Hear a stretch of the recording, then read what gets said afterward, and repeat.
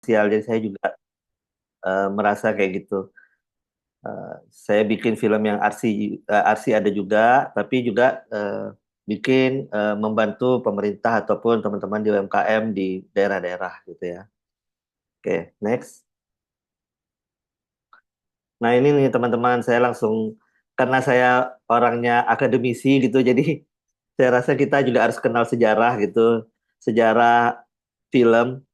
Eh, Kebetulan saya juga teman satu kelasnya Pak Daniel Rifki yang salah satu sutradara keren juga di tanah air.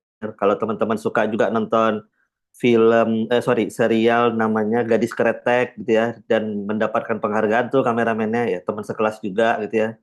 Jadi teman-teman yang saat ini saya sih lihatnya dari jauh ya, mereka udah berkarya di industri film kita itu.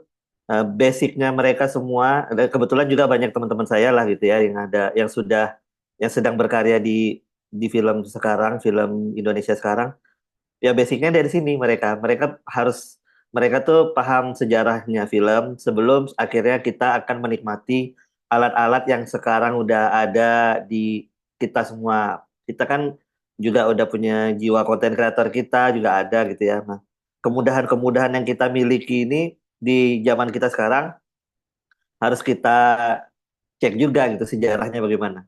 Jadi waktu awal dulu sekitar tahun 1920-an itu ada Lumiere bersaudara dan mereka coba gitu. Mereka coba dengan prinsip mesin jahit ya. Mesin jahit itu bagaimana apabila gambar yang digabungkan itu bisa jadi satu gerakan.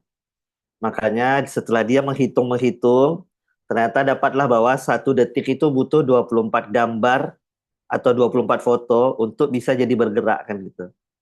Nah, jadi mereka coba ya. Kalau nggak salah saya, itu filmnya adalah salah satu yang fenomenal itu ada kereta api yang lagi jalan. Sebenarnya dia hanya mencoba untuk mendokumentasikan saja kereta api lagi jalan gitu kan. Maksudnya lagi mau berangkat gitu ya. Itu ketika ditayangkan di dalam bioskop, itu satu penonton bioskop itu keluar dari bioskop itu. Karena kata mereka mau ditabrak kereta api nih kata mereka gitu. Karena emang nggak ada ini ya, nggak ada orang yang pernah menyangka akan ada gambar yang bergerak gitu. Nah, kalau di zaman sekarang, teman-teman udah sangat hafal mungkin nama FPS ya. Teman-teman nanti akan melihat nih awal-awal mulanya ditemukan satu detik itu 24 frame. Teman-teman nanti udah mulai bisa berkarya di zaman sekarang. Ah, saya mau syutingnya 60 frame per second lah, mau slow motion. Saya mau 120 frame per second gitu ya. Itu pada zamannya itu sesuatu yang keajaiban ya. Kalau di zaman kita sekarang kayak itu tinggal milih di mode kameranya aja deh kayaknya gitu. Nah, tapi ternyata mereka menemukan ya di era-era awal film itu sebagai eh, barang yang ajaib lah, hasil rekayasa teknologi yang keren pada masanya. Tapi waktu itu hanya dipakai untuk dokumentasi, jadi hanya dokumenter lah ya, film dokumenter yang cuman tidak ada point of view di dalamnya. Dia hanya merekam saja. Jadi toh dia merekam ada kamera, ada kereta api mau berangkat, dia rekam. Kalau teman-teman di sini saya yakin adalah sutradara hebat nantinya, filmmaker hebat yang paling memegang peranan penting di film itu tentu ada point of view kan. Teman-teman menaruh point of view di skripnya, menaruh point of view dalam kameranya, sudut pandang. Teman-teman juga nanti akan apa namanya ketika akan mendirect akan berbeda tuh soal bahkan dispesifikasikan film kulit putih, film kulit hitam itu beda point of view-nya. Teman-teman yang film kulit putih yang kelahiran Asia itu beda point of view-nya dibandingkan nanti teman-teman kulit hitam yang Afrika gitu. Nah, jadi film itu akhirnya berkembang ya dari sekedar dia hanyalah sebuah teknologi merekam. Oh, sekarang masuklah point of view kan kurang lebih kayak gitu. Nah, pada masa itu masih tetap merasa bahwa film itu ya cuma having fun aja, untuk entertain aja. Maka itu kalau teman-teman lihat gambarnya yang sebelah kanan atas, ada bulan ketusuk begitu, itu karena film pada zamannya hanya dipakai untuk bisnis sirkus gitu. Jadi kalau zaman dulu itu mahal tuh kalau bikin sirkus itu kan keliling-keliling daerah gitu ya. Si orang-orang sirkus ini keliling daerah buka tenda, mereka perform. Dan itu berulang-ulang kan, karena kan setiap kali ada jam perform sirkus, mereka harus ulang sirkusnya gitu. Nah, karena film itu ditemukan, mereka senang karena nggak perlu ulang dong performnya. Kan tinggal di playback aja gitu kan, diputar aja filmnya. Nah, pada masa itu film hanya sebagai itu aja. Nggak ada tuh kepikiran soundnya nanti bagaimana alatnya, nggak ada kepikiran editingnya kayak mana. Mereka tuh cuman berpikir bahwa kita perform sirkus, direkam, lalu kita putar deh nih keliling-keliling daerah di Amerika atau di Perancis gitu ya misalnya. Cuma sebatas itu aja. Jadi belum ada kebutuhan pengembangan value-nya film itu belum ada gitu. Jadi memang mindsetnya mereka pada orang-orang pada masa itu ya udah yang penting kameranya aja deh gitu intinya. Value production itu hanya diukur sebagai ya udah kameranya bisa rekam udah itu aja. Itu berbeda terbalik ya dengan nanti teman-teman kalau syuting production value-nya itu rumit nih kalau di zaman sekarang kan. Teman-teman akan bertemu banyak peralatan yang lebih keren lah gitu ya. Nah, setelah era-era awal itu selesai, film itu tahun 1920-an itu selesai, ternyata ditemukanlah suara. Jadi pada awalnya film itu nggak pakai suara. Akhirnya film mulai ditemukan ada bisa taruh suara di film. Nah, perekamannya terpisah, jadi dikawinkan nanti itu. Jadi teman-teman waktu pada zaman itu mereka syuting, tapi mereka juga merekam audio. Ya, jadi nanti waktu editing baru di combine, digabung, ya. Nah, setelah itu, setelah daerah film suara, barulah Hollywood mulai bertumbuh karena mereka melihat ini potensi. Ingat yang seperti saya bilang tadi, ternyata kita harus berkaca sama sejarah ya. Jadi film production value itu berkembang gara-gara orang-orang di Hollywood menganggap ini entertain nih, ini bisa nih. Awalnya dari hanya mendokumentasikan kereta mau berangkat sampai akhirnya menjadi kalau kita apa mau keliling-keliling sirkus kita pakai film aja deh gitu ya. Sampai akhirnya ditemukan suara, production value mulai agak naik, maka oh ini ada aktor nih gitu kan misalnya. Maka pentingnya di era Hollywood adalah aktor-aktor jadi punya tempat di dalam film itu. Ya, kalau teman-teman lihat tuh ada apa namanya? Ini film apa ya? Aduh, saya lupa namanya nih. Dia dia dia ke dunia lain nih yang di sebelah kiri tengah presentasi saya ini. Nah, jadinya Hollywood kalau teman-teman lihat itu membuat eh, aktor menjadi pemeran utamanya, pemeran nilai jualnya gitu. Karena mereka bisa memvideokan, mereka bisa menjual suara si aktor, maka teman-teman jadinya di era Hollywood ini perkembangannya adalah memang film sebagai bisnis gitu ya. Film sebagai bisnis dan mengangkat aktornya banget. Itulah namanya star system waktu itu di Hollywood. Di Hollywood itu sutradara belum tentu keren. Jadi yang keren itu adalah pemainnya. Jadi yang dijual itu pemainnya dan segala production value itu mengikuti pemainnya. Jadi teman-teman kenapa Marilyn Monroe itu terkenal banget ya. Pokoknya namanya pemain itu juara deh di Hollywood ya. Dan sebenarnya itu diadopsi ya di industri film kita. Misalnya, jadi kalau teman-teman ke PH-PH tertentu nih di film di Indonesia, PH itu ngelok pemainnya gitu. Oh, kalau si A ini cuma PH ini aja nih yang pakai gitu. Misalnya, jadi misalnya nih Multivision gitu ya, atau misalnya PH tertentu lah yang besar. Mereka itu punya jajaran pemain yang akan di rolling di film-film mereka. Pemain ini disarankan untuk tidak pergi keluar dari PH tersebut ya, di lock sama PH tersebut. Itu yang terjadi di Indonesia yang sebenarnya mengadopsi dari mulai di perannya Hollywood naik itu ya. Di Hollywood itu naik karena ada star system itu. Jadi dia mengelok production value mereka bahwa nggak cuma alat nih yang kita punya, nggak cuma sound, nggak cuma kamera, kita punya production value-nya adalah actor. Ya, aktor-aktor ini tidak akan syuting selain di luar Hollywood gitu. Hollywood mengelok gitu ya.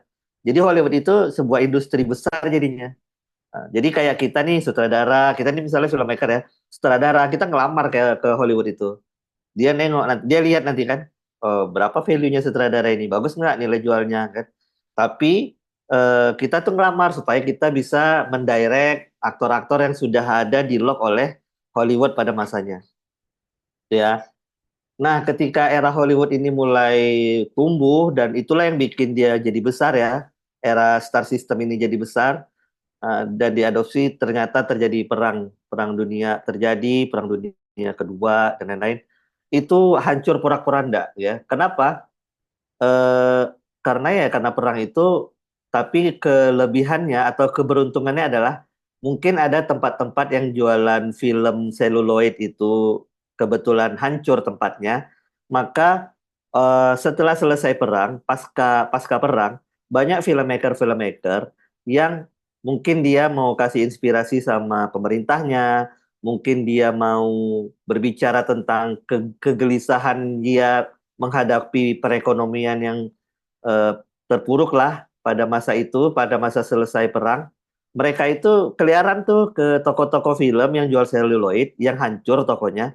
Mereka sambung-sambung itunya, mereka pakai seluloidnya untuk mereka syuting gitu. Jadi ketika perang itu apa namanya membumi hanguskan lah, misalnya di Italia atau di mana tempat yang perang dunia di Jerman gitu ya, itu toko-toko filmnya atau apa ya distributor yang menjual seluloid pita seluloid yang untuk di syuting. Ini pita pita ini pada masa itu digunakan untuk syuting ya teman-teman. Kalau zaman kita kan udah bentuknya file. Kalau zaman dulu tuh pakai pita pita film. Nah itu diambil tuh sama masyarakat setempat dan mereka sambung-sambung manual sendiri dan syuting sendiri seala kadarnya. Nanti teman-teman kalau belajar sejarah film, teman-teman akan lihat ternyata pada era setelah perang itu sesuatu yang unik syuting di luar studio. Karena Hollywood itu mengajarkan, memberikan apa ya standar bahwa syuting itu harus di dalam studio. Itu menurut Hollywood ya. Kenapa harus di dalam? Karena suaranya bisa terkontrol, lighting bisa terkontrol kan pakai nggak perlu tergantung matahari kan. Kita bisa setting lighting aja di studio.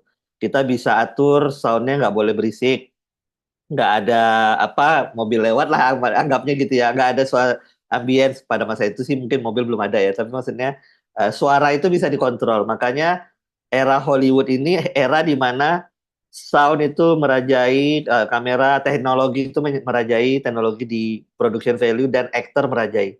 Nah setelah pasca perang itu semua orang coba syuting di luar. Makanya teman-teman kalau suka nonton, suka ngikutin festival film Cannes gitu ya di Prancis, sejarawan sejarah-sejarah film mereka itu ada Bicycle Thief namanya, ada film-film eh, yang memperkenalkan boleh kok kita kalau ngedit itu jump cut aja. Jump cut itu artinya potong-potong kasar aja. Kalau di Hollywood nggak mau mereka, mereka harus rapi editingnya itu. Nah, harus rapi, harus tertata gitu ya, continuity-nya gitu ya. Nah, kalau yang setelah perang itu film benar-benar ngelihatin keluar studio bagaimana masyarakat, bagaimana sound itu berisik gitu ya. Bagaimana editing itu bisa jump cut yang di era kita itu jadi style. Jadi style seorang editor atau seorang director gitu ya. Itu jadi style tertentu ya. Tapi pada masanya itu adalah sikap perlawanan. Sikap perlawanan untuk sesuatu production value yang terlalu kompleks di Hollywood. Ternyata setelah pasca perang ada production value beda nih. Boleh kok kita syuting di luar ruangan, boleh kok kita nggak mesti harus bagaimana gitu soundnya gitu ya. Aktornya orang normal aja, nggak usah pakai star system gitu boleh kata kata pada masa itu maksudnya ya. Nah jadi sejarahnya berkembang, mulai deh tuh teman-teman ada era TV, ada bisa film itu bisa taruh ke DVD. Teman-teman mungkin nggak kenal atau mungkin DVD itu udah purba banget ya kan. Zaman dulu banget gitu ya. Dulu tuh ada namanya Laserdisc, ada DVD, ada VHS ya di tahun 70-an, 90-an. Sama kok zaman dulu tuh kita jadi kalau pada masa itu orang bisa menaruh filmnya di dalam sebuah kaset gitu ya. Dia masih bentuknya belum bisa streaming. Jadi ada fisiknya, ada bentuk fisik. Nah, itu film-film itu ditaruh di situ dan akhirnya di apa namanya? eh, film itu bisa jadi lebih personal karena yang nonton tuh langsung di ruang keluarganya gitu ya. Di ruang keluarga di mungkin kalau pada zaman itu teman-teman orang tuanya ada punya TV sendiri di kamarnya itu jarang sih ya. Di ruang keluarga biasanya. Pada zaman tahun 90-an tuh TV itu barang mahal kan. TV ataupun VHS itu barang mahal. Jadi biasanya di ruang keluarga gitu ya. Ditaruh TV kita jadi nonton bareng-bareng lebih personal. Kalau zaman dulu di era zaman dulu tuh orang ke bioskop rame-rame nonton bareng-bareng gitu ya. Nah, terakhir baru masuklah ke era digital sama era streaming atau OTT sekarang kan. Ini luar biasa terjadi ledakannya. Jadi production value kita berubah lagi. Kita teman-teman kalau yang udah suka syuting ada standarnya Netflix, ada standarnya. Karena kan di era streaming ini seperti Netflix dan OTT lainnya, mereka juga nggak cuman menayangkan film orang, mereka bikin film sendiri kan, memproduksi sendiri. Netflix punya fi- eh, filmnya sendiri lagi dia produksikan. Nah itu mereka punya standarisasi lagi kan, punya standar lagi yang ya nggak mesti harus kamera pakai seluloid gitu ya. Mereka punya kebutuhan untuk streaming, mereka oh production value-nya udah berubah nih, kita harus pakai filenya juga yang standar tertentu gitu ya, resolusi standar tertentu dan segala macam. Oke, jadi itu sejarahnya teman-teman untuk perkembangan production value itu berawal dari hanya sekedar dokumentasi apa eh, kereta api mau berangkat sampai jadi bisa nih jadi siaran ulang sirkus gitu kan. Nah, habis itu mereka mulai masuk ke star system. Oh, ternyata penemuan suara pada film itu membuat production value akan naik kalau aktor-aktornya naik gitu ya. Jadi kita yang sutradara ini, kameramen, apa DOP, artistik itu ngelamar dia ke Hollywood. Kita ini jadi pegawai di Hollywood karena pemegang kekuasaan tertingginya itu adalah star system gitu ya. Lalu di pasca kemerdekaan mulai ada gejolak untuk bilang Hollywood itu nggak menjadi pilihan, Hollywood itu nggak satu-satunya gitu, kita bisa kok syuting di luar, production value itu bisa kok di luar, syutingnya di apa, tidak terlalu memikirkan sound yang bagaimana-bagaimana, yang harus harus semua itu tertata rapi. Nah, itu era pasca kemerdekaan dan akhirnya era film itu tidak hanya di bioskop tayangnya bisa di ruang keluarga. Kalau di ruang keluarga itu ya ada nyewa VHS dan segala macam itu production value-nya beda lagi hingga akhirnya di era digital atau streaming production value kita itu bisa mengikuti standarnya OTT yang bersangkutan ya, ada Maxstream, ada View, ada apa Netflix dan lain-lain. Oke, next. Nah, karena kita udah paham situasi production value yang dibutuhkan OTT ataupun bioskop, minimal kita juga harus paham ketika kita nanti mau syuting eh, divisi apa aja sih yang bergerak di film gitu ya. Sebenarnya film itu krunya bisa ratusan orang gitu ya, melibatkan ratusan orang lah. Film itu kerja kolaboratif itu. Nah, tapi kalau secara secara singkatnya, secara utamanya, ini kalau di sekolah-sekolah film, kalau yang bukunya suka pakai Boardwell, sekolah buku-buku film gitu. Ini dia ya, film itu dibagi dua dulu. Ada form, ada style. Form itu maksudnya bentuk ya.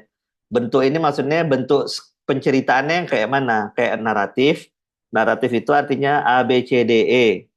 Kalau non naratif itu bisa lompat-lompat ya. A, habis itu D, habis itu B, habis itu F, boleh. Emang ada Mas Nanda yang non naratif? Ya ada, kalau teman-teman itu filmnya kayak berpuisi gitu ya. Jadi kita tuh nggak perlu kita mikir kesinambungan antara shot. Yang kita perlukan adalah kesinambungan moodnya, moodnya, emosinya. Ketika kita kasih shot A dengan pergerakan tertentu, digabung dengan shot B yang pergerakan tertentu, menghasilkan sebuah emosi tersendiri. Nah, itu non naratif itu bisa masuk ke situ. Jadi dia nggak peduli itu ceritanya kayak mana, tapi dia peduli gelora emosinya si penonton. Itu non naratif ya. Kalau naratif ya teman-teman bercerita, ada sebab akibat, ada A, B, C, D, E-nya. itu lebih kompleksnya itu ya seperti mendongeng gitu ya. Kita mendongeng itu bentuk paling paling paling awalnya orang bercerita kan dongeng ya. Nah, itu kayak gitu, naratif itu kayak gitu, non naratif itu fokus di moodnya gitu ya. Nah, kalau style adalah cerita ini, cerita bentuk bentuk cerita yang teman-teman pilih dibungkus pakai apa gitu ya. Nah, bungkusnya macam-macam. Ada kamera, ya, ada editing, ada penata artistik dan penata suara. Ini 4 orang kepala divisi tertingginya lah gitu ya. Nanti di kamera itu banyak banget orang yang bertugas ya. Ada fokus puller lah, ada macam-macam. Nanti saya akan jelasin. Di editing atau sebagai ya ya di bagian editing itu ada banyak lagi orangnya, artistik ada banyak lagi, penata suara ada banyak lagi. Nah, jadi ceritanya bagaimana dan tim yang bertugas merajut cerita itu sebenarnya adalah orang yang kedudukannya sama ya teman-teman. Jadi kalau misalnya teman-teman ngelihat nih eh, penulis skenario gitu atau sutradara itu tinggi jabatannya gitu kan, dia bosnya gitu ya, dia dia apa namanya, dia yang paling dihormati di lapangan menurut saya dengan cara yang saya jelasin sekarang itu enggak gitu ya. Kameramen, editor, DOP, editor, penata artistik, penata suara itu sama, sejajar dia sama yang lain karena bentuknya kolaborasi.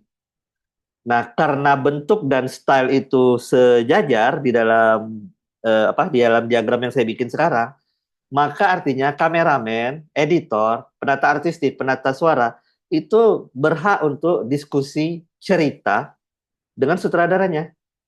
Yang ini sutradara, produser sama penulis itu semuanya ada di bentuk ya, di naratif ini, di apa? Di form. Disitulah ada penulis, ada sutradara itu mereka akan fokus juga untuk membangun naratifnya. Tapi juga film itu di film ini orang-orang yang membangun stylenya itu juga harus bercerita, harus paham jalan ceritanya, harus paham. Ketika seorang kameramen atau seorang director of photography menentukan saya menggunakan lensa 85 mili lah kata dia gitu ya. Itu bukan hanya pertimbangan teknis. Misalnya teknis kayak saya pakai 85 mili karena mau padat, mau bokeh, saya pakainya 1,4 diafragmanya 1,4 atau 1,8 kata direktur fotografinya. Biar apa? Biar biar bokeh nih, biar shot-shot portrait bagusnya 85 milimeter deh kata kata si kameramen ya kan, si direktur fotografinya kan. Menurut saya dari diagram ini itu baru setengah jalan. Harusnya seorang director of photography dia paham cerita itu. Dia paham naratifnya bahwa saya pengen nih karakter kita berasa terasing. Karena berasa terasing, saya mau menggunakan lensa wide, lensa yang kayak fish eye, biar biar dia ngerasa alienasinya dapat nih gitu. Terus saya akan coba pakai diafragmanya yang lebih lebih apa namanya misalnya 1,8 atau diafragma yang bikin bokeh deh, biar membuat merasa dia terasing sama lingkungannya misalnya gitu ya. Jadi kenapa? Karena di scene ini kita mengangkat keterasingan aktornya bla bla bla bla bla. Jadi seorang direktur fotografi, seorang editor, seorang penata artistik, penata suara itu wajib untuk paham ininya jalan ceritanya gitu ya. Nah, untuk itu saya coba minta tolong nih sama MC kita gitu, apa moderator kita. Tadi saya ada kirimin satu film, contoh film Titanic ya. Boleh diputar dikit nggak ya? Oke, baik Mas. Agak segera saya putar Mas. Sebelumnya saya stop share screen dulu. Ya,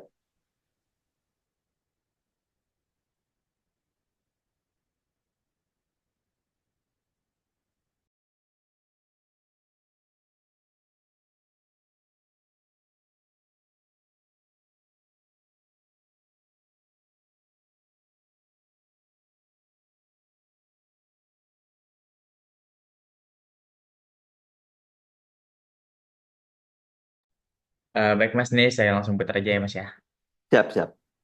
And there is a scene in particular about the corset where her mother, played by Frances Fisher, is tying her in the scene. James Cameron said, you know what? Be as strict as you can on that. Really pull it, really tug it as if you're having a difficult time with it, and really put her in the corset because he really wanted her to convey the pain that it was to have to wear one of those so tightly. And so her reaction in that scene is actually her reacting to Frances Fisher pulling the corset together. Oke, boleh balik ke materi lagi ya. Balik lagi ke materi. Siap. Nah, teman-teman bisa lihat mungkin waktu pernah nonton film Titanic gitu ya. Titanic itu film luar biasa yang dibikin oleh Pak James Cameron, kalau nggak salah saya itu yang bikin Terminator, yang bikin Avatar gitu ya. Nah, salah satu di rentetan dia adalah bikin Titanic. Nah, Titanic itu eh, apa namanya? Premisnya dia adalah cinta tidak mengenal kedudukan atau harta gitu ya. Jadi kapal Titanic itu adalah pembagian jelas orang kaya itu adanya di atas kapal, orang miskin itu proletar atau masyarakat kelas bawah itu adanya di bawah tuh. Kerjaannya itu masukin batu bara ke mesin Titanic agar mesin Titanic bisa jalan gitu ya. Kalau teman-teman nonton ya film Titanic. Sementara orang-orang pekerja buruh di bawah kapal Titanic itu masukin batu bara agar Titanicnya berjalan, di lantai atas itu ya para bangsawan dengan santai minum teh dan lain-lain. Mereka penguasa di daerahnya masing-masing ya. Jadi salah satu premisnya itu kan cinta tidak mengenal status harusnya gitu ya. Jadi itu ada salah satu scene si Rose, Rose itu pemain utama di film itu, si Rose bersama ibunya. Ibunya memaksa dia untuk memasang itu korset namanya ya, baju pada pada zaman itu. Kalau mau kelihatan cantik, kalau mau kelihatan diterima di kalangan bangsawan, kan kita harus cantik, harus pakai baju yang kayak bangsawan. Tapi Ross merasa nggak nyaman karena supaya kelihatan kurus, supaya kelihatan bangsawannya, korsetnya itu cara pakainya itu harus diikat di punggungnya, yang bikin dia sesak napas gitu, ya. Dan ini sangat sangat ini digambarkan dengan sangat indah gitu sama sutradaranya ya. Bagaimana penata artistik, penata suara, editor, kamera itu benar-benar berkolaborasi untuk satu sama ini, sama duduk duduk sama rendah dan berdiri sama tinggi untuk mensupport skripnya gitu. Jadi bukan mikir nanti adegannya korset nih, saya ambil ya. Bukan gitu, kameramennya, director of fotografinya tuh menangkap gitu the beauty of orang yang harus harus disiksa eh, agar dia diterima di kalangan bangsawan gitu kan. Dia tangkap the beauty-nya, editornya juga ada berdiskusi karena naratifnya juga bercerita soal itu kan. Dia bagaimana kostum atau desain baju ini menjadi sesuatu yang vokal nantinya di film. Karena premisnya adalah cinta tidak mengenal status, tapi sementara kalau teman-teman nonton filmnya ya mereka Rose dan keluarganya itu kayaknya kalau nggak salah saya memang butuh untuk menikah sama saudagar lah gitu ya. Dia mau menikahkan ibunya Rose ini mau menikahkan Rose ke saudagar yang kaya raya agar mereka bisa hidup dengan layak. Nanti teman-teman kalau nonton film Titanic, teman-teman akan lihat bagaimana detail-detail custom atau baju yang ada di film itu luar biasa berbicara semuanya. Ya, jadi bagaimana apa nih termasuk tapi kan nggak apa-apa ya udah umurnya udah dewasa juga semua. Termasuk juga bagaimana keputusan Rose untuk melepas bajunya ya, melepas bajunya untuk digambar sama Leonardo DiCaprio karena dia memang baju itu memegang peranan penting atau custom itu kostum wardrobe lah ya, wardrobe-nya itu memegang peranan penting di dalam penceritaan film Titanic gitu ya. Sedikit info aja kenapa apa eh, film ini penting karena dia kalau nggak salah juga dapat penghargaan ya untuk wardrobe itu atau apa namanya custom desainnya itu. Oke, next. Next slide. Nah, oke. Nah, kalau kita berbicara film, berarti ada banyak orang-orang keren di dalam sana kan. Walaupun tadi misalnya kayaknya cuma 4 divisi tuh gitu ya. Sorry, 5 divisi ya. Ada orang naratif, orang yang bertanggung jawab sama naratifnya, ada kameramen, editor, artistik, sama penata suara. Tapi sebenarnya divisi itu punya lagi ininya ya, orang-orang di bawahnya. Nah, salah satunya di departemen produksi itu ada produsernya yang bertanggung jawab. Sebenarnya dia tanggung jawabnya semua sih. Kalau udah ngomongin anggaran dan jadwal ini udah semuanya ya. Bahkan teman-teman em, coba deh koreksi saya kalau saya salah ya. Kalau teman-teman nonton di Academy Award apa itu best producer tuh nggak ada kalau salah. Best producer tuh nggak ada. Tapi ada namanya best picture. Nah, best picture itu adalah penghargaan untuk orang yang membuat film itu tuh jadi ada gitu. Nah, itu biasanya penghargaan tertinggi untuk seorang produser ya. Dia itu yang membuat kita semua filmmaker ini berkumpul dan berkarya bersama dan jadilah sebuah picture atau sebuah film gitu ya. Nah, itu penting banget ini departemen produksi ini luar biasa memegang peranan penting di dalam syuting. Nah, jadi produser ini anggaran dan jadwal. Jadi dia menguasai uang, dia menguasai waktu. Ini udah kayak Tuhan juga nih kayaknya. Menguasai duit dan menguasai waktu itu luar biasa. Lalu ada line producer ya, memang ini produser ini dibantu eksekutor teknisnya ya dan mengatur flow semuanya di lapangan itu ya, flow budgetnya di lapangan itu diatur karena di lapangan itu kan nggak bisa kita prediksi ya teman-teman.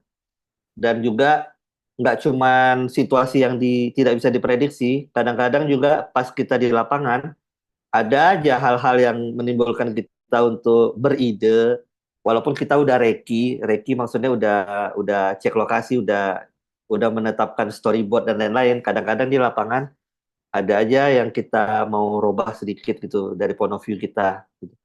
Jadi line producer menjaganya lah, menjaga agar ini tetap on budgetnya tetap di tracknya gitu ya. Nah, lalu ada unit manager, dia yang mengelola logistik dan operasional kru gitu ya. Lalu ada manajer lokasi. Jadi ini yang bertanggung jawab sama perizinan dan tempat syuting. Ini benar-benar eh, pegang peranan luar biasa ya. Jadi saya pernah syuting di Jakarta pada masanya lah ya. Pada masa saya masih kuliah di Jakarta, kita syuting. Itu manajer lokasinya luar biasa ya. Karena kalau kita syuting di daerah kota, kalau teman-teman pergi ke Fatahillah, itu beda beda background, beda tuh premannya gitu kan. Jadi misalnya kalau teman-teman nih syuting, kita ngadapnya ke arah backgroundnya Museum Fatahillah misal gitu ya.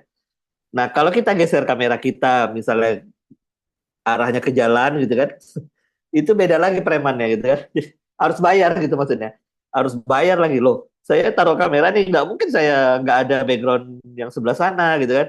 Ya tapi di lapangan manajer lokasi ini harus mendamaikan itu ya. Ada aja tuh hal-hal yang kayak gitu ya.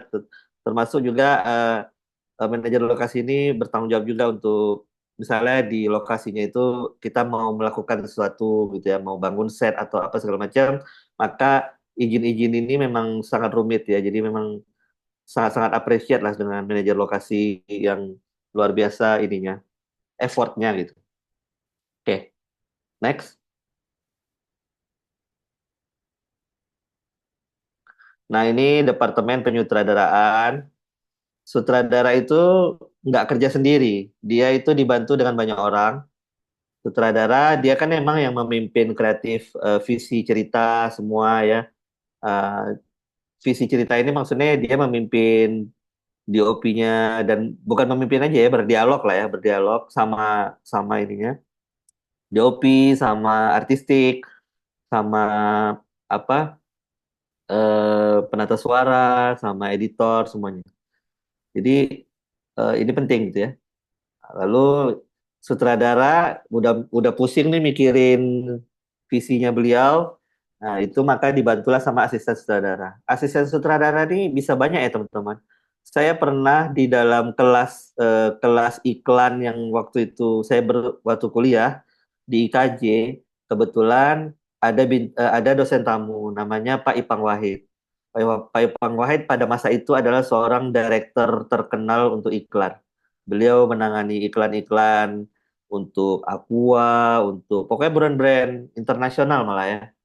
Eh, Sekarang nilai lebihnya beliau adalah dia adalah seorang sutradara papan atas di antara sutradara-sutradara internasional lainnya. Jadi kalau teman-teman lihat tuh pada masa dulu sutradara itu banyak yang dari Malaysia, dari Thailand, yang ada di Jakarta ya untuk syuting-syuting komersial itu. Jarang tuh sutradara Indonesia. Nah, Ipang Wahid ini salah satu sutradara keren pada masa itu. Nah, beliau cerita untuk bikin company profile-nya Aqua kalau nggak salah. Asisten sutradaranya itu sampai 11 gitu ya. Oh, banyak juga. Dan teman-teman ingat ya, kalau udah bikin iklan, itu tuh 30 detik ya, teman-teman. Kalau dulu kan kita masih nontonnya di TV. Nah, di TV itu dulu tuh kan slot iklan mahal, maka bikinnya 30 detik. Ya, 1 menit itu udah hebat banget ya. 30 detik gitu ya. Untuk 30 detik aja, asisten sutradaranya bisa sampai 11 itu luar biasa sih menurut saya gitu ya. Jadi, asisten sutradara tergantung kebutuhan. Tapi kalau kita ngomongin film, itu jarang sih saya sampai 3. Umumnya sih rata-rata asisten sutradara itu 2 sampai 3 gitu ya. Biasanya asisten sutradara satu emang fokus ke tim ya, ke internal tim yang lebih ke arah eh, bagaimana kameramen, penata artistik, eh, penata suara ini diatur sama kemauan sutradara, kemauan penulis dan produser itu diatur lah ya sama sama Astrada satu ini. Berarti dia mengatur bagaimana proses kreativitas ini dijalankan secara teknis gitu ya. Kalau asisten sutradara 2, ya Astrada 2 itu dia fokus ke jadwal, fokus ke pemain ya. Mereka dia sebenarnya membantu tugasnya Astrada satu aja sih intinya gitu ya. Tapi kalau yang pengalaman saya ya itu ya Astrada satu lebih lekat dia ke tim internal kreatifnya. Kalau Astrada 2 fokus ke pemain, kalau ada ekstras dia juga ngurusin ekstras. Nah, asisten sutradara 3 atau sampai ke 4 ya itu turunan-turunan ininya aja ya, turunan-turunan tugasnya aja lagi tinggal gitu ya. Oke, kalau script supervisor itu sebenarnya pada masanya itu ya kita kan syuting itu lompat-lompat ya. Jadi kita butuh seorang continuity, detail-detail adegan gitu ya, yang ini, yang harus dia tuh detail gitu melihatnya. Ini studi kasus di saya pribadi. Waktu itu saya pernah ikut syuting seorang sutradara namanya Mas Teddy Suryatmaja. Kita syuting tuh namanya filmnya Nama Kudik kalau nggak salah ya. Itu pemainnya Tora Sudiro dan saat itu VJ, saya lupa nama VJ-nya, VJ MTV pada masa itu. Saya bertugas sebagai continuity saat itu ya, continuity visual. Adegannya adalah si pemain itu ini dia bekerja menggunakan harusnya ya tangan kanan. Nah ya udah, sebenarnya aktornya ini kidal gitu ya, artinya dia tangan kiri sebenarnya. Jadi ada di beberapa momen tuh dia kelepas untuk waktu pegang sesuatu hal atau sedang bekerja itu dia waktu di syuting itu pakai tangan kiri. Jadi nggak apa namanya, nggak continuity. Kok di shot yang lain dia tangan kanan, kok di shot ini dia tangan kiri gitu ya. Jadi hal-hal itu membuat seorang penjaga kesinambungan skrip ini, detail ini jadinya penting. Kadang-kadang kenapa ini penting pada zamannya ya teman-teman? Karena pada zaman itu masih masih belum pakai file. Kalau teman-teman sekarang itu udah pakai file, itu jauh lebih enak lagi continuity yang menjaganya ya. Kan tinggal teman-teman putar. Kalau zaman dulu itu continuity ini dia harus playback di pita kaset, kaset berpita. Jadi dia harus mundurin lagi pitanya, dia lihat. Nah, kalau teman-teman kan tinggal tinggal cek aja ya filenya gitu kan. Tinggal mundurin mundurin filenya itu tinggal untuk mengecek continuity-nya, teman-teman tinggal cek filenya segampang kita nge-playback aja gitu ya. Kalau zaman dulu itu penjaga skrip ini dia memvideoin pakai kamera HVS gitu, apa pakai kamera gitu. Nanti kasetnya adalah kaset pita, bukan berupa file. Jadi dia harus gulung, harus dia rekam ulang, dia gulung, dia apa gulung teman, rewind gitu ya, dia tonton. Nah, jadi penting pada masanya jabatan ini untuk menjaga continuity karena kita memang syutingnya lompat-lompat. Nah, kalau casting casting director saya pernah juga ikut bertugas di sini. Kalau teman-teman masih ingat dulu tuh ada film namanya Radit dan Jani dan mereka berdua dapat penghargaan sebagai eh, pemain terbaik FFI. Satu namanya Radit dan Jani itu Fahrani kalau nggak salah saya namanya. Satu lagi Vino Bastian itu pemainnya. Nah itu kita casting. Waktu itu saya ikut di timnya casting directornya dan mereka dapat penghargaan lah sebagai pemain terbaik pada masanya. Nah itu ya sama juga ya kita ini adalah divisi penyutradaraan. Jadi semoga teman-teman kalau mungkin belum jadi sutradara bisa merintis karirnya dari casting director atau dari script supervisor dulu. Nanti kalau udah oke, udah berani, bisa masuk ke asisten sutradara atau astrada. Nah, tapi nanti pada masanya akan ada pilihan apakah teman-teman akan berkarir jadi astrada atau mau jadi sutradara gitu ya. Karena jadi astrada itu jadi pilihan sekarang. Dia nggak akan mau jadi sutradara katanya. Dia hanya ambil pekerjaan astrada aja, asisten sutradara aja. Ada yang kayak gitu teman-teman saya juga ada yang memilih kayak gitu. Jadi jenjang karir tertinggi menurut dia udah astrada aja, asisten sutradara aja. Dia nggak mau jadi sutradara. Tapi ada teman-teman yang memang mau langsung jadi sutradara. Oke, next. Nah, ini departemen kamera ya atau lighting. Nah, pertama itu sinematografernya. Dia ini sebenarnya bukan yang turun ke lapangan pegang-pegang kamera gitu ya. Director of photography itu sebenarnya teman ngobrol sutradara, mengkonsepkan cerita tadi agar storytellingnya itu berjalan dengan baik, tapi dengan bahasa-bahasa visual departemen kamera. Bagaimana impact-nya lensa wide, lensa tele, lensa normal itu ya anggaplah focal length-nya 50 mili itu tuh punya apa ya? Punya dampaknya gitu ketika di visual itu dipasang gitu ya. Lensa wide sama lensa tele itu punya gaya ciri khas yang kira-kira itu oke nggak dalam mengakomodir cerita kita atau skrip kita. Nah, itu teman ngobrolnya itu namanya Director of Photography. Kalau operator kamera kan beda lagi ya. Di bawahnya DOP itu biasanya ada operator kameranya tuh. Dia yang memang paham banget teknis mengoperasikan kameranya. Kalau teman-teman nonton film yang terbarunya Yandi Lauren, yang apa namanya, yang keliling-keliling waktu itu apa sore ya namanya kalau nggak salah, filmnya Sore, ya teman sekuliahnya dia itu apa teman kuliah atau teman seperjuangannya dia itu adalah DP-nya ya, direktur fotografinya. Itu benar nggak paham cara pakai Alexa kalau nggak salah saya kameranya atau apa ya. Itu kalau teman-teman nonton di behind the scene yang dibuat, dia bilang gitu, kameramennya bilang, saya nggak ngerti nih cara pakai Alexa ini atau apa, tapi dia adalah teman ngobrolnya Pak Yandi Laudren dalam bahasa bahasa sinemanya gitu, bahasa sinematiknya itu ya. Nanti beliau yang memutuskan, DP-nya memutuskan, kayak saya mau pakai lensa A, saya mau pakai lensa B, saya mau lightingnya kayak gini, nah itu DP.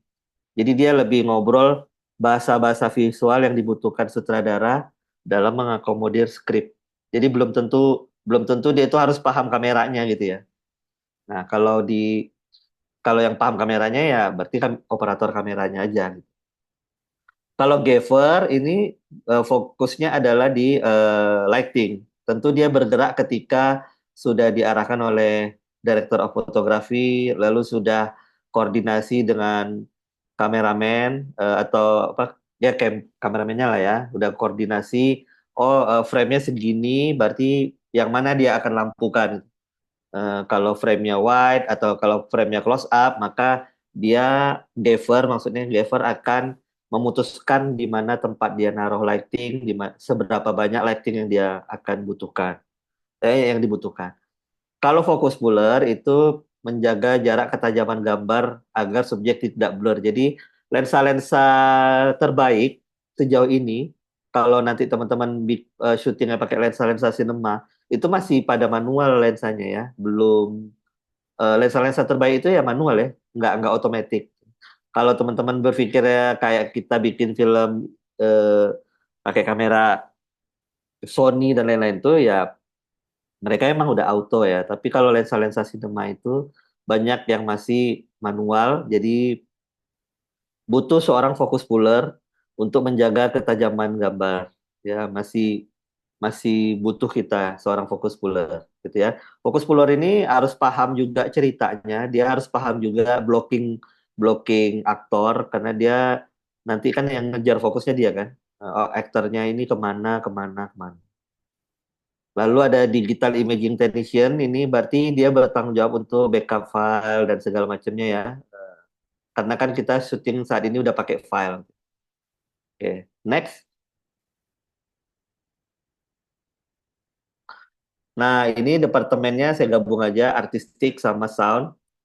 Ya, ini art director, ya dia yang mendesain set, dekorasi, atmosfer ruangan semuanya. Tapi dia ini ya, patokannya juga skrip kita itu jalan ceritanya bagaimana. Misalnya, ternyata skrip kita adalah tentang em, seorang ini eh, apa ya misalnya kita mau menggambarkan bahwa orang ini adalah orang yang sangat modern. Nah, nanti dia akan pikirkan tuh modern yang kayak mana, tahun berapa, apakah dia tinggal orang modern ini tinggalnya di perkotaan urban atau dia di daerah atau dia malah justru seseorang yang hidupnya sederhana tapi pola pikirnya sangat mendunia. Itu beliau atau atau art director inilah yang akan cek gitu ya, akan punya ilmu pengetahuan tersebut. Teman-teman bisa nonton art director yang bagus-bagus itu Moulin Rouge ya, teman-teman bisa nonton film-film itu keren banget ya mereka. Lalu ada prop master, ini yang pengelola barang-barang yang digunakan aktor. Ini penting ya, dia jangan hanya sebagai menyediakan barang-barangnya, tapi harus tahu jalan ceritanya gitu ya. Misalnya teman-teman sebagai sutradara gitu ya. Shotnya adalah, ini saya coba studi kasus saja ya. Shotnya adalah ada seseorang di kegelapan malam mengintai rumah seseorang dari balik mobil. Di mana saya tahu sebagai penonton nih, saya tahu bahwa orang ini jahat atau orang ini baik. Ya. Jadi ada shotnya kalau teman-teman bayangkan, ada orang nih di dalam mobil itu dia mengintai ke sebuah rumah. Dia mengintai, nah waktu dia mengintai itu, penonton ini taunya dia jahat atau dia ini baik dari mana? Bisa jadi dari seorang prop master. Loh, kok bisa kayak gitu Mas Nanda? Bisa. Ketika dia sedang mengintai dan dia menyalakan rokok, maka dia bisa jadi orang yang jahat. Atau ketika dia menyalakan, ya rokok lah misalnya gitu ya. Tapi ketika dia mengintai dan dia makan donat, itu bisa jadi dia dianggap penonton nggak jahat gitu, makan donat. Atau justru teman-teman bisa mengambil studi kasusnya film The Raid gitu ya, menggunakan hal yang umum di masyarakat tapi untuk justru menggambarkan kekejamannya. Apa itu? Ya, teman-teman bisa lihat film The Raid di opening awal, seorang bapak-bapak ya, itu lagi makan Indomie, tapi dia akhirnya melakukan pembunuhan gitu ya ke kayaknya ada orang-orang yang dia nggak nyaman dan dia akan bunuh gitu ya. Dia sambil makan mie gitu ya. Itu kan makanan yang menyenangkan yang dikenal oleh masyarakat umum kita, tapi dia makan sambil ngebunuh. Jadi kontras itu justru dipakai boleh juga. Jadi tapi itu kerennya seorang prop master ya. Bagaimana kita membuat sesuatu itu jadi lebih mengerikan lagi. Dia makan mie tapi dia bunuh orang gitu kan. Atau seperti yang tadi yang lurus-lurus aja ya, misalnya dia lagi mengintai lalu dia merokok gitu. Itu kan mungkin di beberapa budaya merokok itu nggak yang oke lah gitu ya. Tapi dia malah makannya donat. Oh, orang baik nih. Misalnya. Itu kerennya prop master itu paham dengan cerita. Nah, itu penting ya. Penting untuk seorang prop master paham cerita. Wardrobe dan makeup itu tadi udah saya coba putarkan salah satu contohnya yang di film Titanic, bagaimana baju atau kostum dari si pemain menggambarkan cerita secara utuh gitu, menggambarkan perasaan pemain juga. Warna yang dipilih, jenis baju yang dipilih itu harus diskusi yang mendalam ya antara wardrobe, makeup. Gitu. Eh, Bagaimana misalnya kita apa ya melihat di Titanic tadi, wardrobe ini rupanya adalah baju yang cantik tapi membuat yang si pemakai tersiksa gitu ya. Oh ternyata sepanjang film Titanic itu rupanya ceritanya bahwa Ross itu sampai mau nekat bunuh diri lah dia kan karena dia stres mau dijodohin sampai dia juga merasa nggak nyaman berada di kalangan dek yang atas. Kalau teman-teman nanti nonton film Titanic lagi, Ross itu berasa nyaman banget di dek bawah diajak dansa sama Leonardo DiCaprio. Mereka dansa, mereka menyenangkan lah, bebas gitu. Tidak seperti ketika Ross ada di dek kapal paling atas yang isinya itu para petinggi-petinggi yang kaku dan eh, ini apa tidak jadi dirinya sendiri gitu ya. Sound mixer ya ini sama boom operator ini di lapangan nanti untuk memastikan suara terekam dengan baik dan dimix dengan baik. Oke, next. Nah, ini departemen yang sebenarnya saya kasihan ya. Apa namanya? Seolah-olah kalau kita syuting tuh aman, nanti di editing kita ini aman, nanti editing kita akalin gitu. Ya jangan begitu juga ya teman-teman ya. Kayak bagaimana caranya di lapangan itu semua udah tertangani juga dengan baik sehingga editor juga bekerja sesuai porsinya, bukan sebagai penyelamat kesalahan-kesalahan kita di lapangan gitu ya. Nah, jadi editor itu pada dasarnya dia memang eh, menjaga apa ya cerita, nafas cerita itu menjadi oke, menjadi aman dan menjadi sesuai skripnya gitu, sesuai dia jaga skripnya itu. Jadi kalau teman-teman tahu kan kalau kita nulis skrip, kita nulis skrip itu ada namanya real time, waktu sebenarnya di skrip, ada juga waktu yang memang ada di konstruksinya kepala penonton. Maksudnya itu namanya stories. Story itu adalah asumsi penonton ketika dia dihadapkan berbanyak-banyak gambar, dia mengkonstruksi sendiri di kepala dia ruang dan waktunya ya. Itu namanya story. Tapi kalau yang realnya ya memang yang teman-teman tulis di skrip nih misalnya kejadian di dalam skrip itu udah bertahun-tahun misalnya. Atau kejadian skrip itu kejadiannya 24 jam. 24 jam itu maksudnya satu hari di sini. Kalau misalnya teman-teman nonton film Janji Joni, itu kejadiannya tuh ternyata cuman hanya berapa jam ya ketika dia mengantar roll film ke bioskop-bioskop terdekat. Nah, jadi di skrip kita itu kita punya timeline realnya, timeline real eh, ini nih waktunya berapa lama. Oh ini ternyata sebuah cerita 1 tahun. Oh ini adalah sebuah cerita 3 bulan. Tapi kan editor ini menyusun menjadi sebuah timeline waktu yang cocok ditonton untuk 1,5 jam. Oke, jadi editor ini tugasnya itu menjaga nafas cerita itu ya. Jadi jadi editor itu bukan tugasnya apa menjadi penyelamat apa yang kita lakukan di lapangan ya. Dia itu menjaga tempo cerita, nafas cerita, terceritakan dengan baik dan benar itu editor. Nah, editor dibantu sama coloris ya. Coloris ini memerhatikan mood, tone suasana, warna dan semuanya ya teman-teman coloris. Sound designer, visual artist dan komposer ini scoring gitu ya, scoring gitu. Jadi editor ini justru mengorkestrakan hal-hal ini gitu ya. Nah, berdasarkan patokannya cerita. Ingat di awal slide saya tadi, mereka-mereka ini editor, penata artistik, penata suara, kameramen, ketika kita meng-hire mereka, itu pastikan adalah mereka yang memang jago banget storytelling, bukan sekedar teknis menurut saya.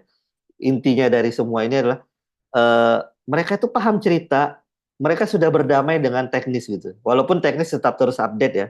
Update, ada teknologi terbaru, update, teknologi terbaru, update. Tapi editor yang baik, director of photography yang baik itu, penata artistik, penata suara itu harus harus apa ya? Ketika teman-teman nanti berkolaborasi dalam bikin film, teman-teman akan merasakan tuh, ini paham banget dia sama cerita nih. Dia bisa membantu kita sebagai seorang sutradara untuk merangkai kepingan-kepingan atau puzzle-puzzle cerita ini menjadi satu kesatuan yang benar-benar indah gitu ya. Jadi bukan hanya membantu kesalahan kita di lapangan. Menyelesaikan kesalahan kita di lapangan. Oke, next. Ya, next.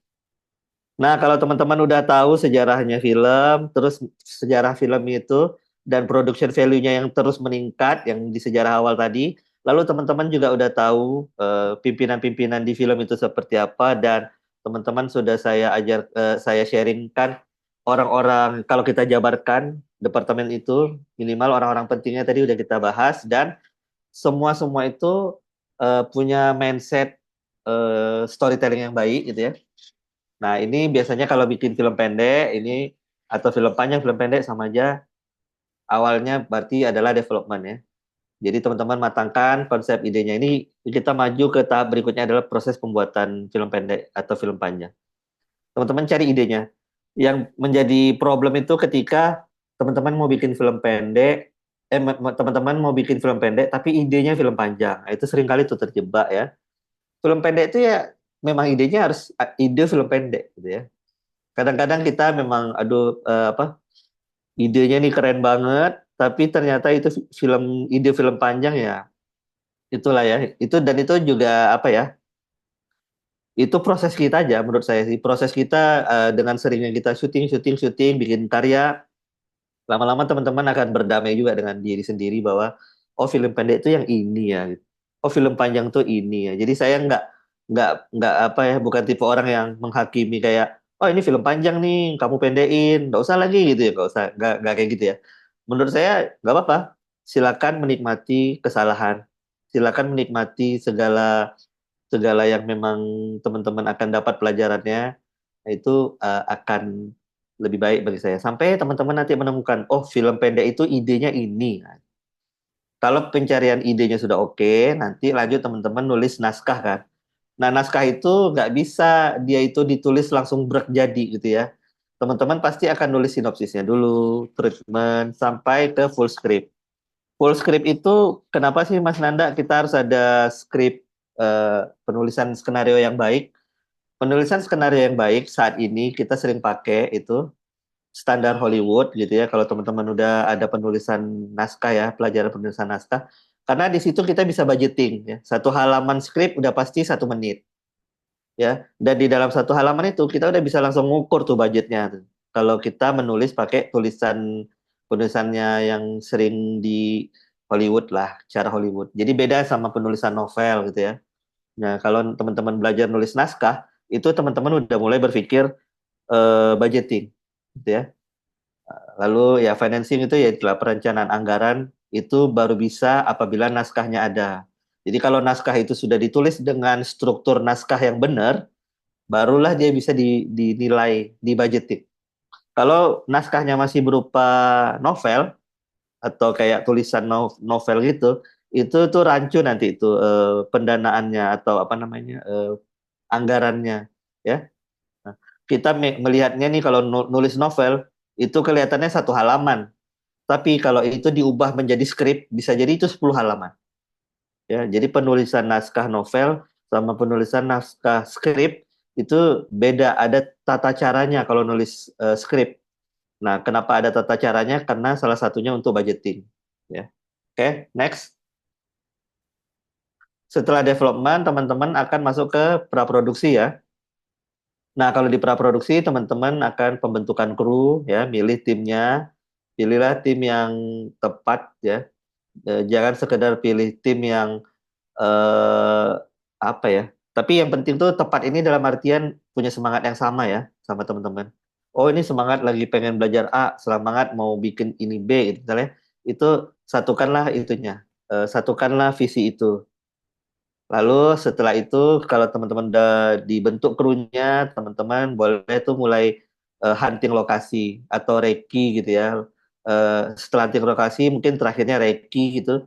Reki itu artinya teman-teman mengunjungi lokasi yang sudah dipilih, tapi sudah ngebahas shortlist di sana. Udah ngebahas shotnya apa aja, kameranya taruh di mana aja, penata artistik butuh apa, penata sound butuh apa, itu namanya reki. Kalau hunting lokasi doang, itu ya memang cuma cek lokasi mana, jaraknya jauh nggak antar lokasi. Kalau kita pindah lokasi, itu kan baru hunting lokasi saja. Tapi kalau teman-teman udah reki itu udah ngebawa storyboard, udah ngebawa shooting ininya, shortlistnya. Walaupun storyboardnya nanti akan kemungkinan berubah di lapangan, nggak masalah. Yang penting ketika reki sudah ada bawa pakem-pakem tertentu, sudah mulai ngecek kalau kita syutingnya siang aman nggak gitu ya suara. Kadang-kadang teman-teman syutingnya dekat rel kereta mungkin. Kalau misalnya syutingnya dekat rel kereta, perekaman apa, alat rekam apa yang kita butuhkan, atau setiap berapa menit sekali keretanya lewat, itu kan, atau teman-teman syutingnya dekat bandara, setiap berapa lama kemungkinan pesawat akan landing sehingga suaranya ini kan mengganggu gitu ya.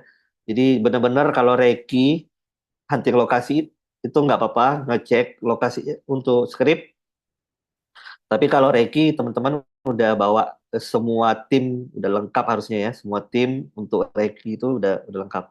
Lalu teman-teman akan casting untuk mencari aktor yang mampu menghidupkan karakter. Jadi casting film sama casting teater tuh beda ya buat saya gitu. Walaupun nanti pelatihnya boleh orang teater, pelatih apa namanya pendalaman peran nanti boleh. Tapi ini dua hal yang jauh berbeda kalau nanti kita syuting film. Kalau teman-teman di teater, kan saya juga pernah syuting bersama orang teater. Mereka itu merasa mimik muka, wajah ya, itu adalah peran penting. Peran penting. Jadi dia memang kalau istilah istilah saya waktu itu terlalu ini lebay nggak ya gitu kan? Terlalu gimana gitu kan? Nah, karena memang teater itu tidak ada close up, tidak ada medium, tidak ada pecahan shot di situ. Teater kan memang ada panggung, lalu diberikan lighting-lighting. Jadi memang mimik wajah, intonasi suara, apa namanya, suaranya itu memegang peranan penting, gitu ya. Kalau film enggak kan? Film itu teman-teman punya bahasa visual. Nah, bagaimana ketika waktu itu, kalau teman-teman tahu, saya pernah syuting, kalau teman-teman tahu, ada namanya DJ Winky namanya. Mungkin Tora Sudiro juga boleh. Tora Sudiro atau DJ Winky itu, waktu saya syuting sama mereka, itu bukan hanya sekedar bahas skrip dialognya apa gitu ya. Dia bertanya sama saya, ini pakai lensa berapa? Berarti gua di sini bocor nggak? Di sini gua masih aman nggak? Dia ngomong kayak gitu. Ini nanti ada pergerakan kamera ya, oke. Nah, yang sebelah kanan itu lampu buat gua ya. Sebelah kiri sana itu lampu buat backlight gua ya. Dia tahu gitu. Dia merespon bahasa visual yang kita desain. Nah, itu perbedaan mendasar aktor di film maupun di teatrikal ya, teater ya. Kalau di teater, ya dialah orang utamanya ya. Kita hanyalah penonton yang nonton dari bangku penonton. Nah, dialah yang berkolaborasi sama pencahayaan dengan suara dan nada suaranya, dengan volume suaranya, dengan gestur, dialah yang atur ya, kita merespon itu. Tapi kalau film, kita kan punya lensa, kita punya sound recording, kita punya scoring nanti, kita punya lighting. Nah, bahasa-bahasa visual itu, alat-alat tadi, production value tadi, itu kan harus direspon oleh aktornya, pemainnya kan. Jadi pemain yang baik di film adalah dia paham bahasa visual, dia paham production value kita, sehingga dia pun berkolaborasinya enak. Nggak hanya skrip berarti ya, nggak hanya skrip yang dia respon, dia harus merespon bahasa visual yang kita desain. Oke, itu ya. Jadi praproduksi itu seorang aktor yang sudah di casting, nanti dia akan dilatih sama pelatih teaternya, dan dia akan dimitingkan lah ya, dimitingkan meeting skripnya itu bagaimana situasi di lapangan nanti kalau udah ada lighting dan lain-lain. Next. Nah, ini tahap 3 ya. Tahap 3 itu kita setelah tadi ide sudah dikembangkan, lalu di praproduksi sudah dimatangkan, persiapannya, lalu kita produksi. Di produksi ini paling penting itu bagi saya adalah ketika itu semua udah matang, di produksi itu kita lawan kita itu ya waktu gitu ya. Lawan kita itu udah benar-benar bukan lagi kita tuh sibuk untuk mikir kreativitas yang lain lagi mau bikin mendadak apa gitu ya. Kita tuh udah bener-bener, tapi ini menurut saya kita udah benar-benar sama plan yang kita rencanakan. Kalau teman-teman nanti liar, liar saat syuting mau ada ide-ide baru lain, itu ya silakan aja sih, saya nggak masalah. Cuman kalau saya pribadi, saya tuh tipikal orang yang kalau di lapangan itu udah based on apa yang kita sepakati bersama di praproduksi. Sehingga budget masih terkontrol, manajemen waktu, manajemen tim yang lain itu terkontrol gitu ya. Nah, cuman kadang-kadang production value sekarang, alat-alat zaman sekarang itu yang udah simple, memudahkan kita juga untuk berkreasi di lapangan. Bisa bisa tiba-tiba, kita ubah yuk dikit, kita ubah gini yuk, boleh juga, nggak apa-apa. Karena kan udah alat-alat udah mendukung, udah mensupport gitu ya. Lighting sekarang udah nggak yang seberat-berat dulu, udah ada lighting yang kecil-kecil gitu ya. Nah, kalau teman-teman lihat, ada kok yang kayak gini sutradaranya. Namanya Wong Kar-wai. Wong Kar-wai itu sutradara Hong Kong, kalau teman-teman nonton. Ya orangnya kayak gitu, dia dia baca skrip mungkin cuma satu dua lembar, pas jadi lapangan ya dia berkreasi lagi ya.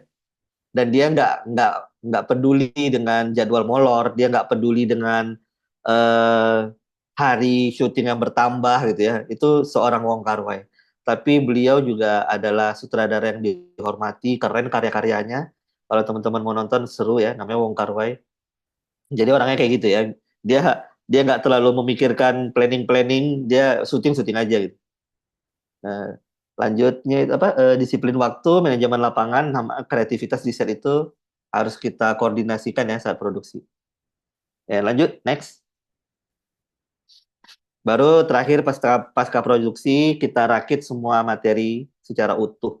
Biasanya offline dulu, cut to cut, lalu online teman-teman udah mulai masuk color grading, masuk visual effect dan lain-lain.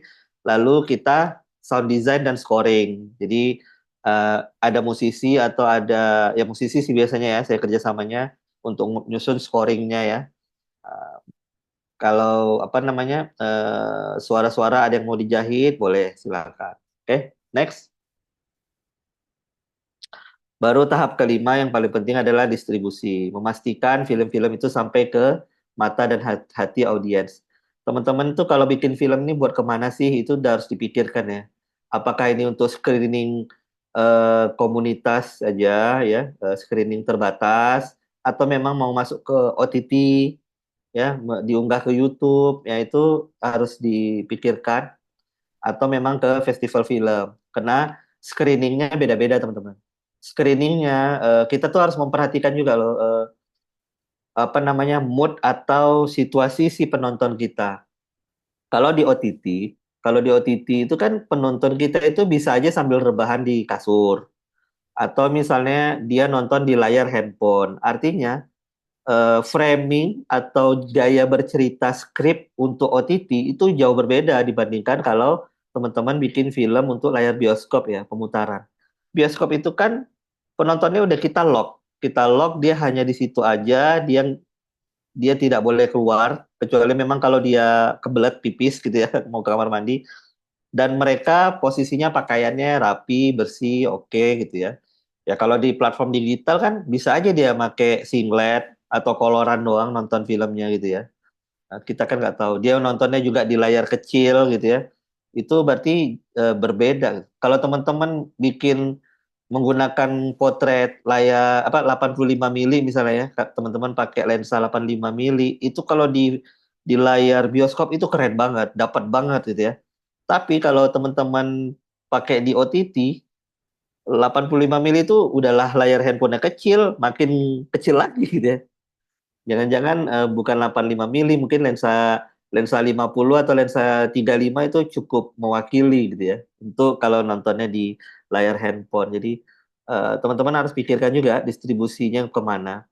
Kalau memang ke festival film, skripnya, kebutuhan production value-nya itu beda sama OTT atau platform digital. Kalau teman-teman screeningnya sama layar tancap komunitas beda lagi ya kebutuhannya. Jadi skripnya beda. Kalau teman-teman lihat tuh OTT sekarang itu udah hampir apa ya? eh, punchline-punchline-nya itu banyak gitu. Punchline-punchline-nya itu setiap menit itu ada karena memang orang-orang yang nonton di OTT itu terganggunya kan tingkat keterganggunya tinggi gitu. Dia kan nonton nih sambil di ruang tamu atau dia lagi di nungguin Transmetronya apa namanya bus gitu ya. Dia sambil nunggu tuh nonton. Jadi makanya di OTT itu tinggi itunya punchline per menitnya. Tapi kalau teman-teman mau bikinnya di layar bioskop, ya teman-teman memang nggak apa-apa tuh struktur tiga babak gitu ya, yang struktur Hollywood klasik lah gitu. Nah itu nggak apa-apa gitu ya. Jadi kalau screening di komunitas beda lagi ya. Jadi penulisan skenario itu udah mulai berkembang kok teman-teman. Di daerah-daerah di tempat seperti saya ini udah ada itu penulisan skenario nggak cuma untuk belajar yang tiga babak, struktur tiga babak. Mereka juga udah mulai mengajarkan struktur-struktur kayak untuk Netflix gitu ya, untuk OTT. Itu beda lagi skripnya gitu ya. Jadi cek distribusi film teman-teman ini mau kemana. Next. Nah ini next ya ke alat ya. Nah kayak dulu tuh eh, zaman sekarang sih sebenarnya kita tuh udah didampangkan dengan dari kamera mirrorless bisa syuting film dong ya kan. Udah boleh kok standarnya Netflix misalnya apa nih FX3 udah boleh gitu. FX3 Sony boleh misalnya gitu ya. Nah di situ kan bisa dicolokin sound juga di dalam kamera itu kan. Nanti aktor kita bisa pakai mic wireless kayak saya nih kan lagi pakai mic wireless gitu. Nah kalau apa? Kalau pada teman-teman di film, biasanya mereka itu soundnya terpisah. Jadi di kamera tetap tetap rekam, nggak apa-apa suaranya. Tapi mereka punya alat lagi terpisah untuk merekam suaranya. Jadi kameramen itu udah pusing sama teknis kamera, janganlah dibebankan lagi sama teknis sound, ibaratnya begitulah ya. Makanya ada alat sendiri nih. Kalau yang di sini saya kasih contoh misalnya Zoom namanya nih. Nanti itu bisa ada 4 channel. 4 channel itu maksudnya kalau yang dialog ada 4 orang. Ada juga yang versi 2 channel ya. Jadi teman-teman di sini nih adalah alat sendiri untuk merekam suara. Dan di sini monitoring suara juga ya, bisa ditempelin speaker, sorry, ditempelin headphone jadi penata suaranya memastikan sendiri. Sementara di kamera emang sudah dipastikan di director of photography, kamera personnya itu yang berurusan mengenai visual aja udah. Sound itu mereka nggak usah dipusingin lagi. Jadi ini terpisah ya. Nanti kalau teman-teman di editing, teman-teman kan tinggal apa namanya disinkronize lah ya. Kan udah ada fiturnya kan, mau itu di Adobe, mau di apa CapCut aja udah ada juga gitu ya. Next. Nah, ini tripod yang stabil, lalu juga lighting ya. Lighting ini tergantung kebutuhan aja. Softbox ya, ini kebutuhan aja nih sebenarnya. Teman-teman butuh lighting berapa gitu. Seperti yang saya bilang juga tadi, apa film udah bebas ya, tidak seperti patokannya kayak Hollywood. Kalau Hollywood itu harus pakai lighting, harus tertata rapi. Tapi kan waktu sejarahnya film dari negara-negara Perancis dan lain-lain itu ngasih tahu kan ke kita nggak mesti harus pakai lighting yang ada softbox-nya ya, kita syuting di luar aja boleh kok gitu ya. Semangat-semangat kayak gitu juga nggak apa-apa di teman-teman, tergantung cerita lah ya. Kalau ceritanya itu butuh di luar tanpa lighting pun nggak apa-apa. Nah, tapi ini standarnya Hollywood udah pasti lightingnya harus yang proper ya, tripodnya harus yang stabil. Kalau pada masanya, teman-teman, handheld itu adalah sesuatu yang aneh bagi orang Hollywood pada masanya ya. Karena handheld itu kan di luar pakem studio. Studio itu harus pakai tripod, harus rapi gitu ya. Kalau di kita kan tergantung skrip aja ya. Mau pakai tripod itu ya memang butuh stabil, butuh menggambarkan kekosongan atau menggambarkan ketenangan ya kan. Tapi kalau kita butuh handheld aura-auranya lagi rush nih, lagi buru-buru atau ada gejolak emosi, pakai inhale aja deh gitu kan. Jadi nggak apa-apa gitu. Tapi ini alat-alatnya ya, tripod yang stabil, lighting dan softbox gitu ya. Next. Ini software editing, jangan lupa juga harus ada hard drive eksternal. Itu yang kadang-kadang dilupakan. Sebenarnya ada lagi tuh apa namanya Google Drive. Kalau teman-teman butuh butuh tuh teman-teman Google Drive apabila misalnya kita file-file ini harus di-backup dengan baik, dengan aman gitu ya. Saya itu termasuk yang nggak terlalu percaya dengan satu backupan gitu. Jadi kalau bisa berlapis-lapis backupannya. Kadang ada file yang nanti korup atau lain-lain. Nah, ini software-software editing yang teman-teman pakai. Dulu karena saya mahasiswa film IKJ, itu banyaknya pakai Mac. Jadi saya akrabnya sama eh, Final Cut Pro. Sorry, ya Final Cut Pro ya. Saya nggak terlalu akrab dengan Premiere. Jadi setelah saya sering pakai Final Cut Pro, karena akrabnya itu, kuliah waktu itu disediakannya itu, setelah lulus saya lebih akrabnya ke DaVinci Resolve. DaVinci Resolve ini enak ya teman-teman, dia lebih detail, apalagi kalau color grading ini di DaVinci Resolve tuh nyaman. Tapi nggak ada masalah dengan Premiere juga oke. Nah, cuman zaman sekarang saya tuh nyaman juga loh pakai CapCut gitu, saya nyaman gitu. Jadi tergantung kebutuhan aja. Kalau kita memang butuhnya cepat untuk preview dulu, untuk mengetahui scene ini udah aman atau enggak, kadang saya cepat-cepat aja ya Final Cut Pro atau memang ini CapCut itu cepat itu. Tapi kalau ini sudah masuk ke lebih seriusnya, lebih detailnya, apalagi nanti di monitor besar gitu ya, maksudnya di layar besar yang detailnya nampak, kelihatan detailnya, ya pastinya saya akan fokus di DaVinci Resolve ataupun Premiere gitu ya. Mereka-mereka ini yang lebih jago lah gitu ya, mengelola filenya. Ya, hard drive jangan lupa ya untuk syuting-syuting backupnya. Next. Ya, ini untuk pastikan monitor eksternalnya yang color color science-nya aman. Jadi teman-teman nggak lari warnanya. Clapboard ya ini untuk kalau teman-teman syuting, clapboard itu kan memudahkan kita ini statusnya apa sih si shot ini, statusnya oke, not good atau enggak gitu ya di clapboard tuh terlihat. Sama kan kalau teman-teman pakai clapboard itu kan ada bunyi cetak gitu kan karena action cetak gitu ya. Itulah memudahkan editor nanti atau sound mixernya teman-teman untuk mensinkronize ya. Jadi waktu ada bunyi cetak di audionya teman-teman tiba-tiba ada naik mendadak gitu ya. Nah, itulah potongan yang disamakan sama suara yang ada di kamera. Jadi dia tinggal disejajarin aja kalau di editing tuh yang bagian naiknya, cetaknya itu, ya itulah patokan sinkronisnya. Itu zaman dulu ya. Kalau zaman sekarang itu software-software tuh udah sedemikian pinter, teman-teman tinggal select aja videonya, select aja suaranya, nanti tinggal klik kanan untuk sinkroniskan itu udah bisa gitu ya. Jadi sekeren itulah teknologi sekarang. Tapi nggak apa-apa, ini maksudnya itu ya. Berarti ada clapboard dibutuhkan untuk teman-teman status dari shotnya ini apa. Oke, next. Oke. Ini pencahayaan, teman-teman.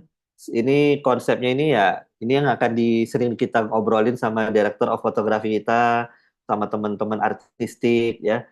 Saya mau ada key light nih gitu ya.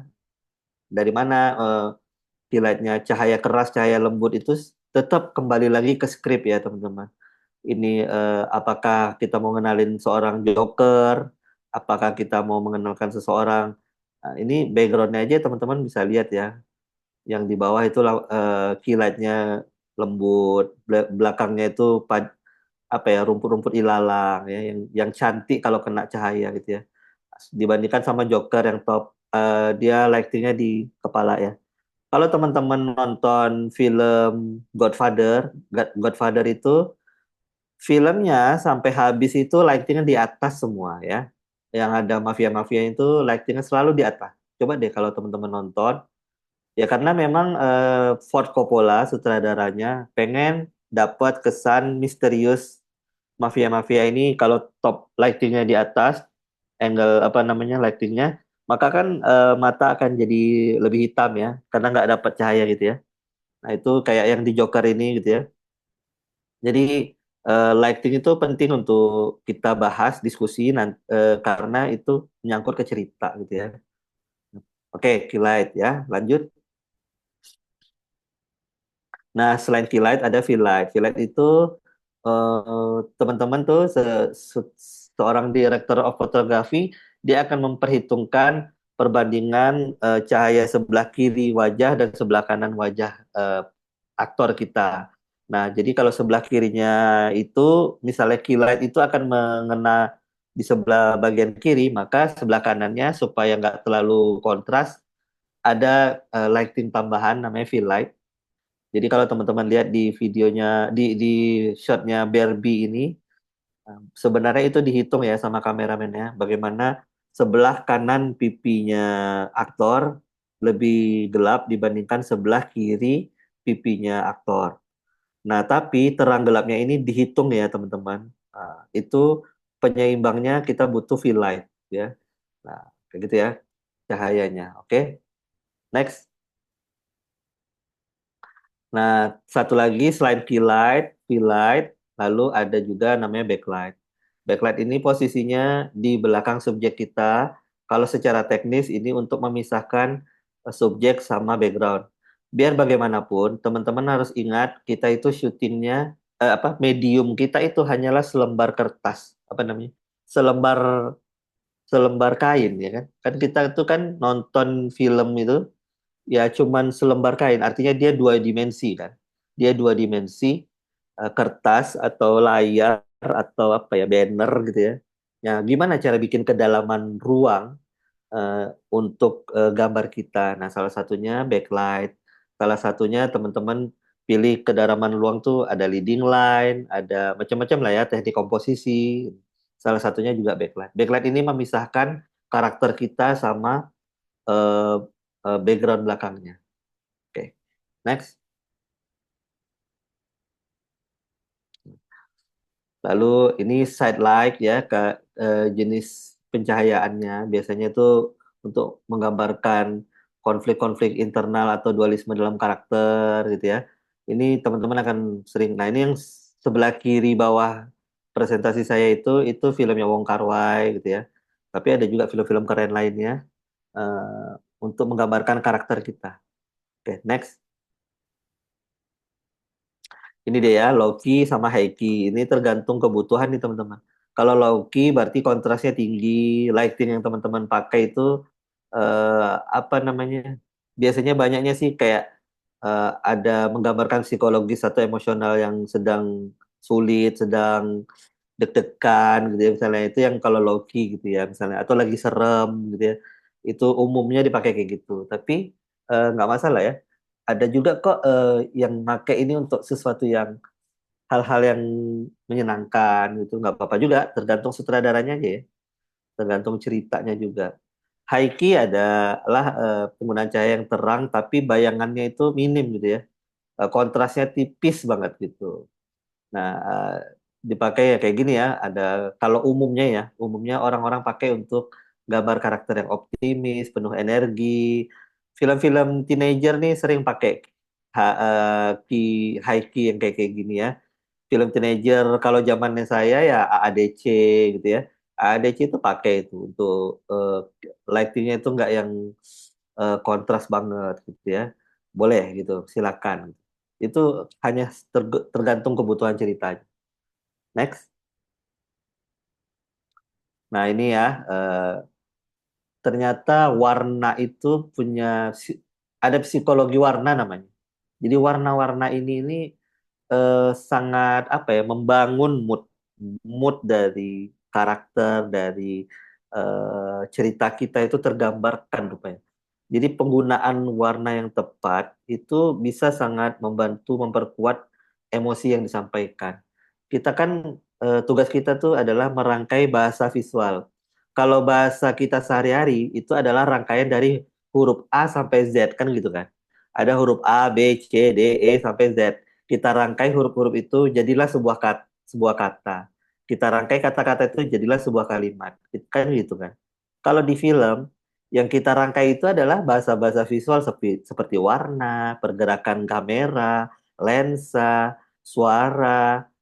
tempo-tempo editing, scoring, itulah bahasa visual kan. Bahasa-bahasa itu kita rangkai, termasuk salah satunya adalah warna gitu ya. Jadi warna-warna ini tuh kita pilih supaya menggambarkan karakter kita itu, point of view itu. Seperti yang teman-teman ingat bahwa film itu berkembang dari yang awalnya hanya tanpa point of view, hanya memvisualkan kereta lagi berangkat gitu ya. Itu nggak ada point of view sama sekali. Sampai akhirnya ditaruhlah point of view. Awalnya kan nggak ada point of view film itu. Cuma ngevideoin eh, kereta lagi mau berangkat. Habis itu nggak ada lagi point of view. Point of view itu kayak cuman memvideokan orang lagi sirkus supaya sirkusnya nggak diulang-ulang, itu aja lah yang ditayangkan. Nah, kayak gitu perkembangannya. Sampai akhirnya masuk film itu di Hollywood, oh ada aktor. Aktor tuh mahal loh kata kata Hollywood gitu ya. Aktor itu yang bikin film itu mahal. Orang nonton tuh karena ada star system kata dia gitu ya. Maka itu mulai mulai bahwa film akan penting kalau ada orang di dalamnya. Sosok seseorang itu penting bagi Hollywood, itu kan.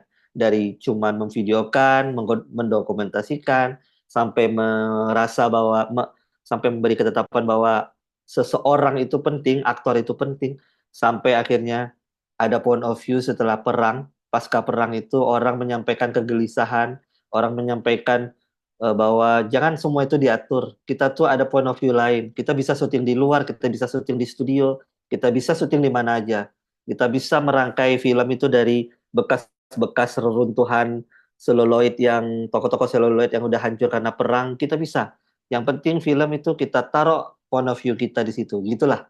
Sampai akhirnya teman-teman sekarang melihat bahwa lighting menggunakan colors itu juga ternyata bagian dari bahasa teman-teman menaruh point of view. Jadi teman-teman penting nih ya lighting with colors ini. Oke, next. Nih, kalau practical light itu berarti lighting-lighting yang memang ada di dalam frame ya teman-teman. Sesimpel itu sih sebenarnya. Next. Oke, next. Ini sebenarnya saya kasih highlight sedikit untuk yang ini hanya gara-gara teman-teman karena fokus nanti di kostum gitu ya, di artistik ya.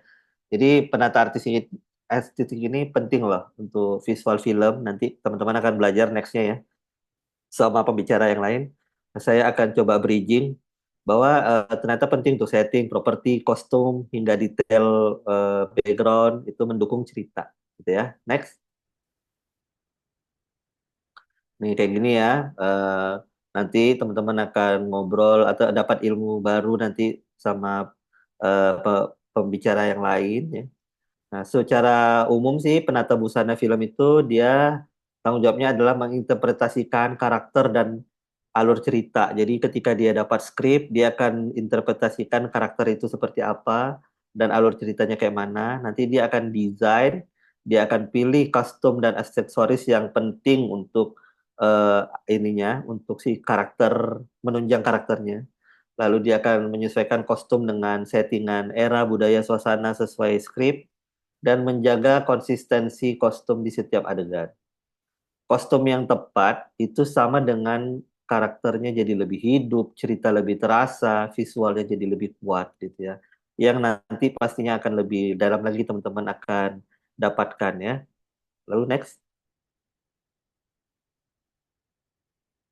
di next.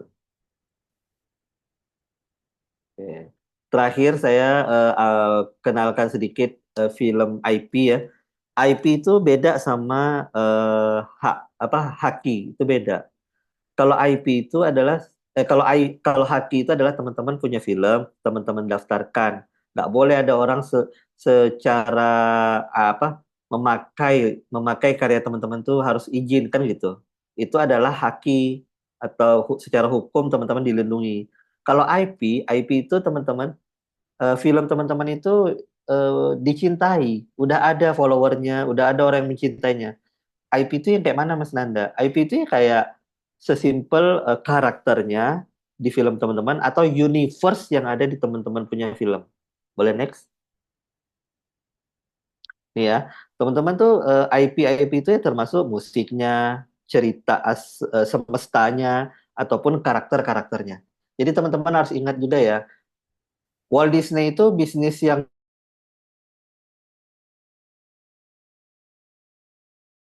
dunia IP-nya ini, bagaimana IP itu dia ciptakan melalui film, nanti itulah ada di bisnis bisnis merchandise-nya, bisnis Disneyland itu taman-taman Disneyland-nya, lalu dia juga akan kolaborasi dengan brand-brand lain, nih. Misalnya McD kolaborasi sama karakter McD, karakter Walt Disney, atau misalnya karakter-karakter ikonik dari Mickey Mouse ataupun Marvel itu kolaborasi sama brand-brand lain ya, Aqua atau apa segala macam itu, itulah IP ya teman-teman. Dia udah dicintai.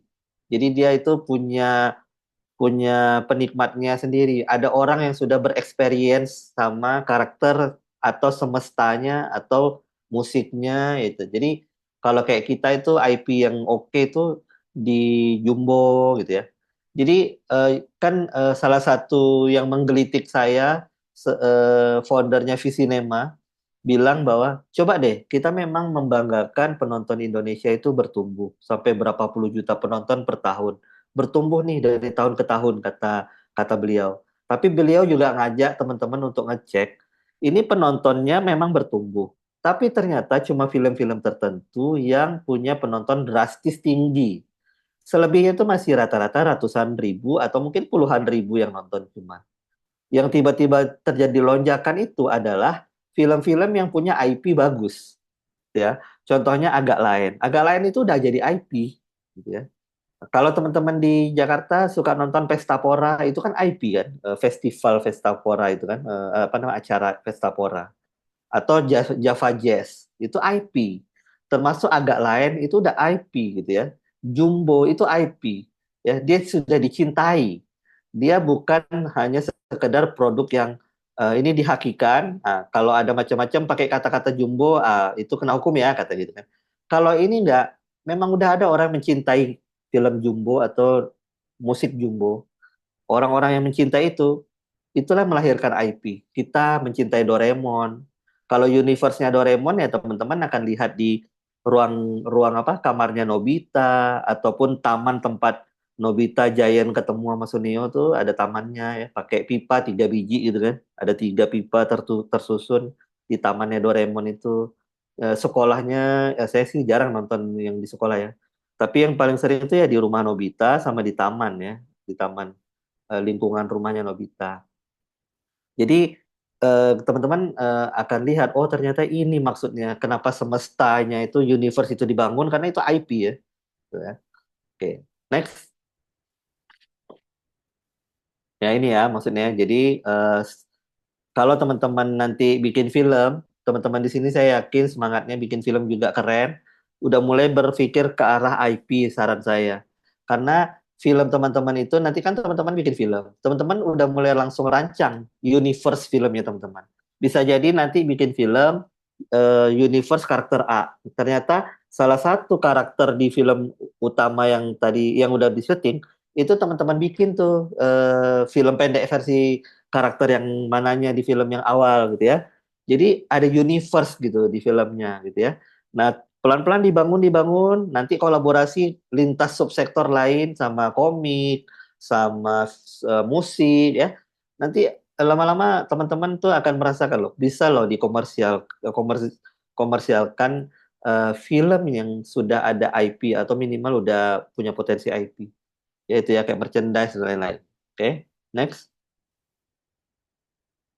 Ya ini ya tahapnya, tahap perkembangannya ya teman-teman tinggal bikin idenya, bikin konsep, lalu lahirkan karya ya mungkin berupa film atau komik boleh. Tapi kan kita sekarang lagi bahas film. Ya teman-teman lahirkanlah karya berupa film. Nanti baru itu di IP-kan, lalu nanti dihakikan untuk jadi aset, gitu ya.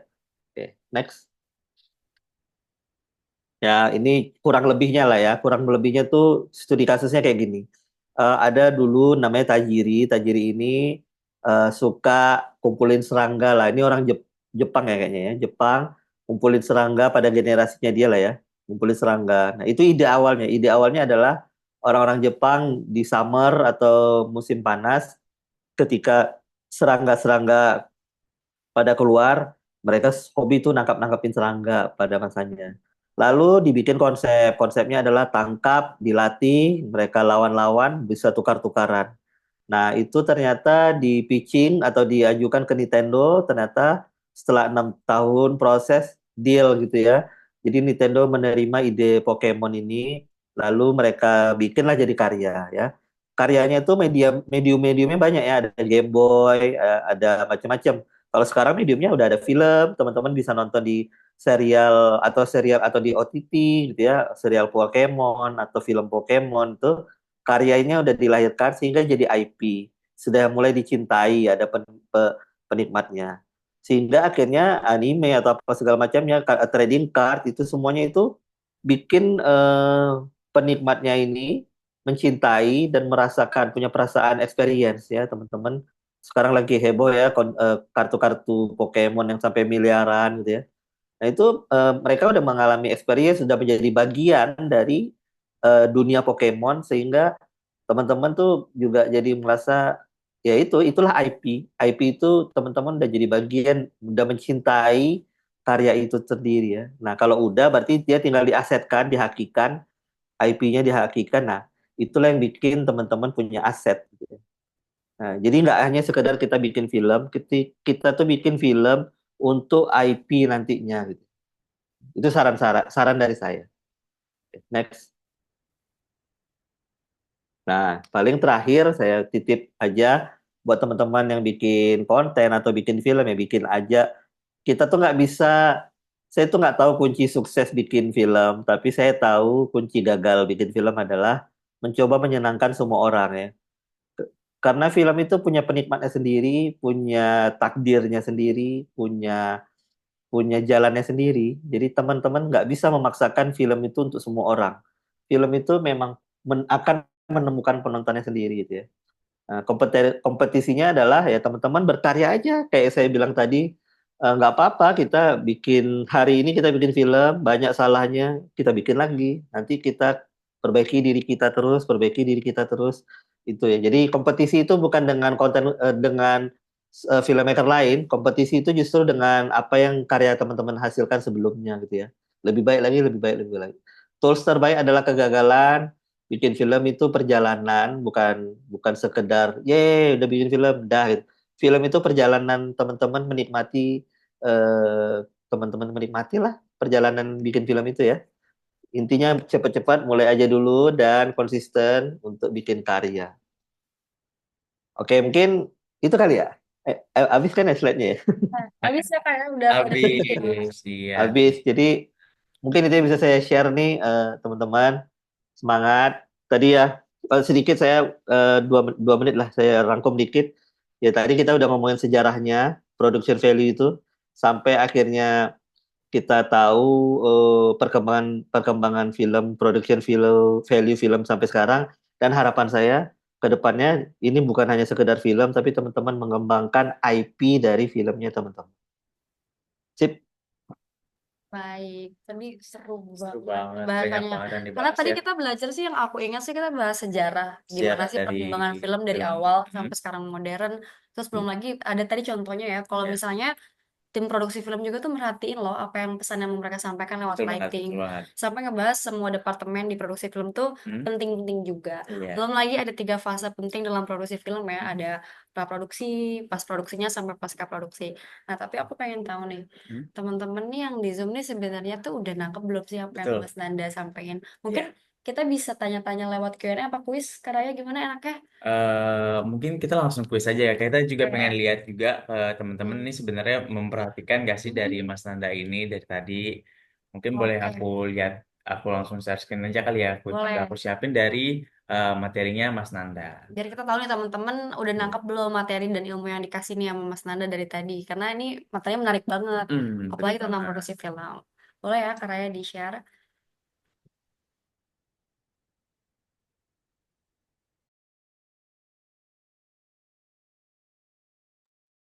Ini berarti semuanya bisa ikutan ya Karaya ya? Bisa, bisa. Kuisnya oke. Ketahuan ya nilainya nih, siapa yang populer berarti. Oke loh. Ya. Oke, kita share ya. Oke, teman-teman mungkin boleh buka di website teman-teman. Yang mau Eh, ikutan juga boleh nih ya. boleh banget, boleh banget. Jadi kalian buka di browser kalian joinmyquiz.com, habis itu langsung masukin aja join code-nya di 8977776. Di situ akan ada quiz mengenai materi dari Mas Nanda. Eh, Sekarang kita lihat nih, teman-teman kira-kira memperhatikan nggak sih? Mungkin Mas Nandanya sendiri boleh ikutan kan? Iya, Mas Nanda boleh ikutan, mau lihat Iya kuis-kuis bener. soal dari materi Mas Nanda sendiri, boleh banget. Oke, aku coba join ya. Boleh, Teman-teman boleh. boleh langsung ke website playground.com, Mm. terus masukin kodenya.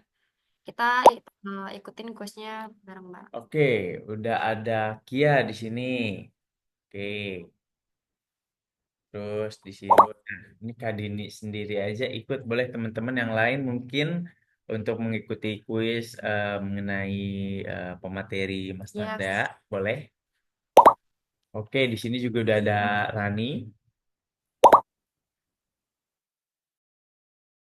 Jiwa, oke. Ayo teman-teman, siapa lagi Ayo. yang mau ikut lagi? Aku pengen lihat nih, teman-teman memperhatikan gak sih dari materinya Mas Nanda ini? Berarti kita nunggu sampai berapa orang nih biar bisa mulai nih Kak Raya nih untuk kuis. 10 lah ya, 10 Oke. kali ya. Boleh teman-teman yang lain? Di sini ada Kak Fitri, ada Kak Fahira, boleh ikut mungkin ya. Ada Kak Fitria, mungkin ada Vicky, boleh. Nares, Ariandra, Rizky Rahma, Kila, boleh. Mateos, Ya boleh teman-teman ayo boleh ikut. teman-teman ayo ikut kuis ini. Ada Alia, Z, Omar, Tira, boleh. Ada Sufi, boleh teman-teman yang ikut buat kuis dari materinya Mas Nanda. Ini udah 7, ayo 3 lagi, 2 lagi, 2 lagi teman-teman. Oke, satu lagi ada Kak Manda, ada Kak Kia, ada Mas baru Nandanya pun ikut, ada Kak Akila, ada Welman, Rani, Nasiwa, Leon, Oh, udah 10 orang. Evi, Duni. Oke, Oke, kita mulai. langsung aja. Ini udah 11. Udah 11. Udah Oke, 11 kita orang. mulai. Kita langsung mulai. Oke, Oh, boleh. mungkin nambah dulu. Kita tunggu beberapa menit lagi deh. Ini udah 12 orang nih. Oke, Takutnya ada yang mau join lagi? Mungkin kita tunggu 10 detik nih. Satu, dua, tiga. habis. Udah langsung aja ya. Oke, kita mulai ya Oke. teman-teman ya. Oke,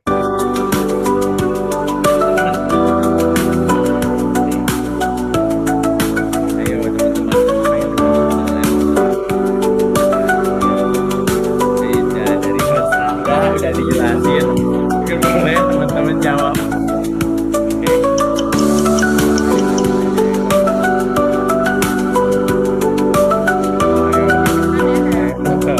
Ayo. Siapa?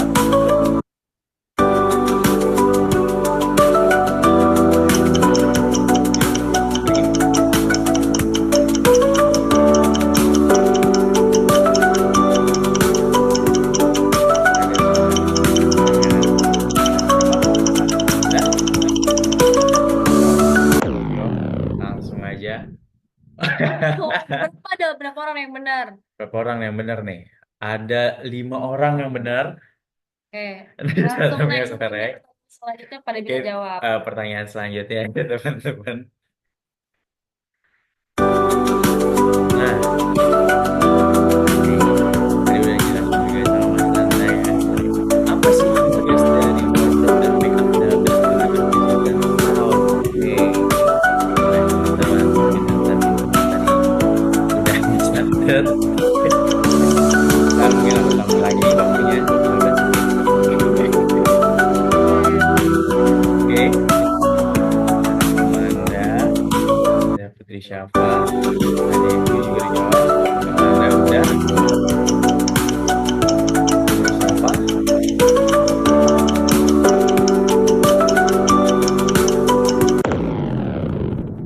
Berapa tuh yang oh, saya lebih banyak. Oh, Tuh kan? benar, yang lebih Berarti banyak. Satu benar.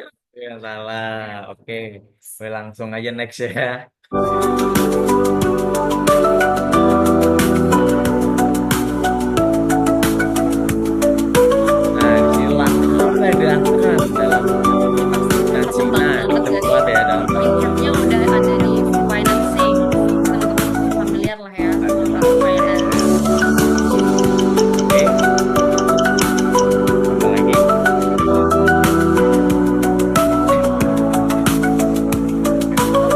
bisa jawab nih. Gimana nih? Kayaknya nggak perhatiin dari tadi. Wih, di Bener, semuanya benar. berarti emang pada ngerti. Pada Ada merhatiin berapa nih. lagi, Pak? Eh, Lanjut. lagi kali ya, 5 Oke. lagi kita tentang pertanyaan teman-teman. Oke, langsung jawab aja ya teman-teman ya. Apa tujuan dari hunting lokasi dalam melakukan produksi? Ini Nah, juga udah banyak banget lagi dari gampang keyword harusnya nih. kan. Tanda kutip caranya tuh hunting lokasi.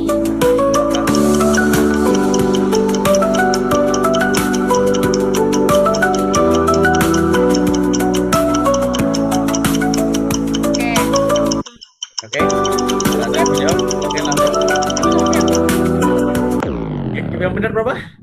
8 8 orang orang doang. benar. Padahal udah kebetulan. Tapi Iya. nggak apa-apa, kita nggak Oke, boleh nggak apa-apa. underestimate. Boleh Oke, next oke. question. Lanjut. Tanya lagi. Boleh, aja. Apa menjadi fokus utama dalam produksi casting? Ngapain sih? Dan sama aja yang yang lagi casting ya. Nanti ya, casting itu apa, untuk apa. Betul banget. Widih, Semuanya. semuanya benar. Boleh Oke. lanjut aja. Pertanyaan selanjutnya. Nah, background connector buat apa sih? Ini Nah, technical banget ya. teknikal banget, teknikal banget. Ini udah langsung di equipmentnya. Fokus utama dalam mikrofon ya teman-teman. Ayo. Apakah bisa menekan suara dialog? Apakah untuk mengedit suara? Atau kita lihat dari teman-teman. Langsung aja kita review. Berapa orang nih yang benar? Oh, lumayan. Satu orang doang ya dia. Benar. Wah, semuanya benar. Semua benar, hebat. Oke. Lanjut. Nah, ini juga bisa dalam pertanyaan ya. Mengapa harga efek eksternal penting banget dalam produksi video? Ini sangat teknikal banget. Beda sama Gimana? tadi ya. Untuk mengakses internet, siapa tahu tiba-tiba bisa jadi wifi, Andre. Nah, nggak tahu kan. Yang critical ya kalau tiba-tiba jadi wifi. Oke, 11 orang benar. 11 orang, tapi itu udah keren loh. Oke, udah keren, keren banget. Oh, ini setting ya. Ada lagi. Oke.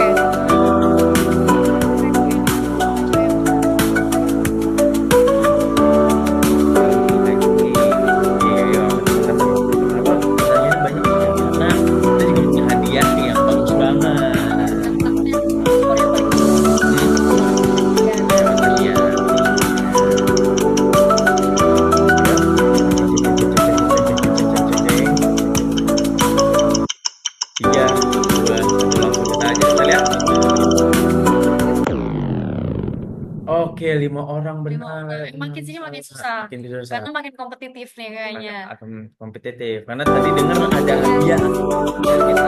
Nah, ini terakhir nih, terakhir teman-teman. Dalam situasi apa lo? Tadi kan ada gambar contohnya ya. Ada gambarnya, dan sudah jelas juga lagi itu buat apa dan Gimana? Semoga teman-teman bisa jawab nanti. lihat. Jeng. Nah, 10 orang. ini siapa lagi? Kita bisa dong, kita bisa lihat cek skornya teman-teman. Oke. Kita lihat. Kita langsung end. Kita Siapa lihat nih yang siapa yang paling benar. tinggi? Yang paling benar itu ada di 9. Oh. Siapa lihat nih? Kita lihat yang namanya ya. Ada Kia. Juga ada Nasiwa. Nasiwa benar sama Kia. Skornya paling tinggi nanti bakal dibantu dikontak sama tim RP buat hadiahnya. Jadi nanti kita tektokan buat klaim hadiahnya bareng tim RP. Nah, Oke. kita udah kuis, kita Oke. udah materi juga, dan ini Betul. kita rasa kita udah ada di akhir acara. Betul. Pertama-tama kita mau mengucapin makasih Terima banyak kasih banyak teman-teman. untuk Mas Baru Munanda yang udah ngisi materi, yang udah ngebagiin banyak ilmu yang bermanfaat Betul tentang produksi film. Hmm. Juga terima kasih ke teman-teman yang udah join. Tapi sebelum kita akhiri acaranya, kita foto bareng dulu boleh kali Kita ya? foto bareng kali ya. Mungkin boleh teman-teman Buka kameranya buka kameranya sebentar sebentar. buat foto bareng. Untuk kita dokumentasi. Ya, bentar aja teman-teman. Oke. Boleh yang lain mungkin nyalain kameranya untuk foto bersama terlebih dahulu. Yuk, oke. Ada yang lain buka kamera sebentar buat foto. Kita buat kenang-kenangan. Kita mulai aja ya. Boleh. Oke, baru pada buka kamera. Buka kamera. Mungkin ada yang lain? Dah? Oke, kita foto aja ya. Oke, 1, 2, 3. Oke, sekali lagi. 1, 2, 3.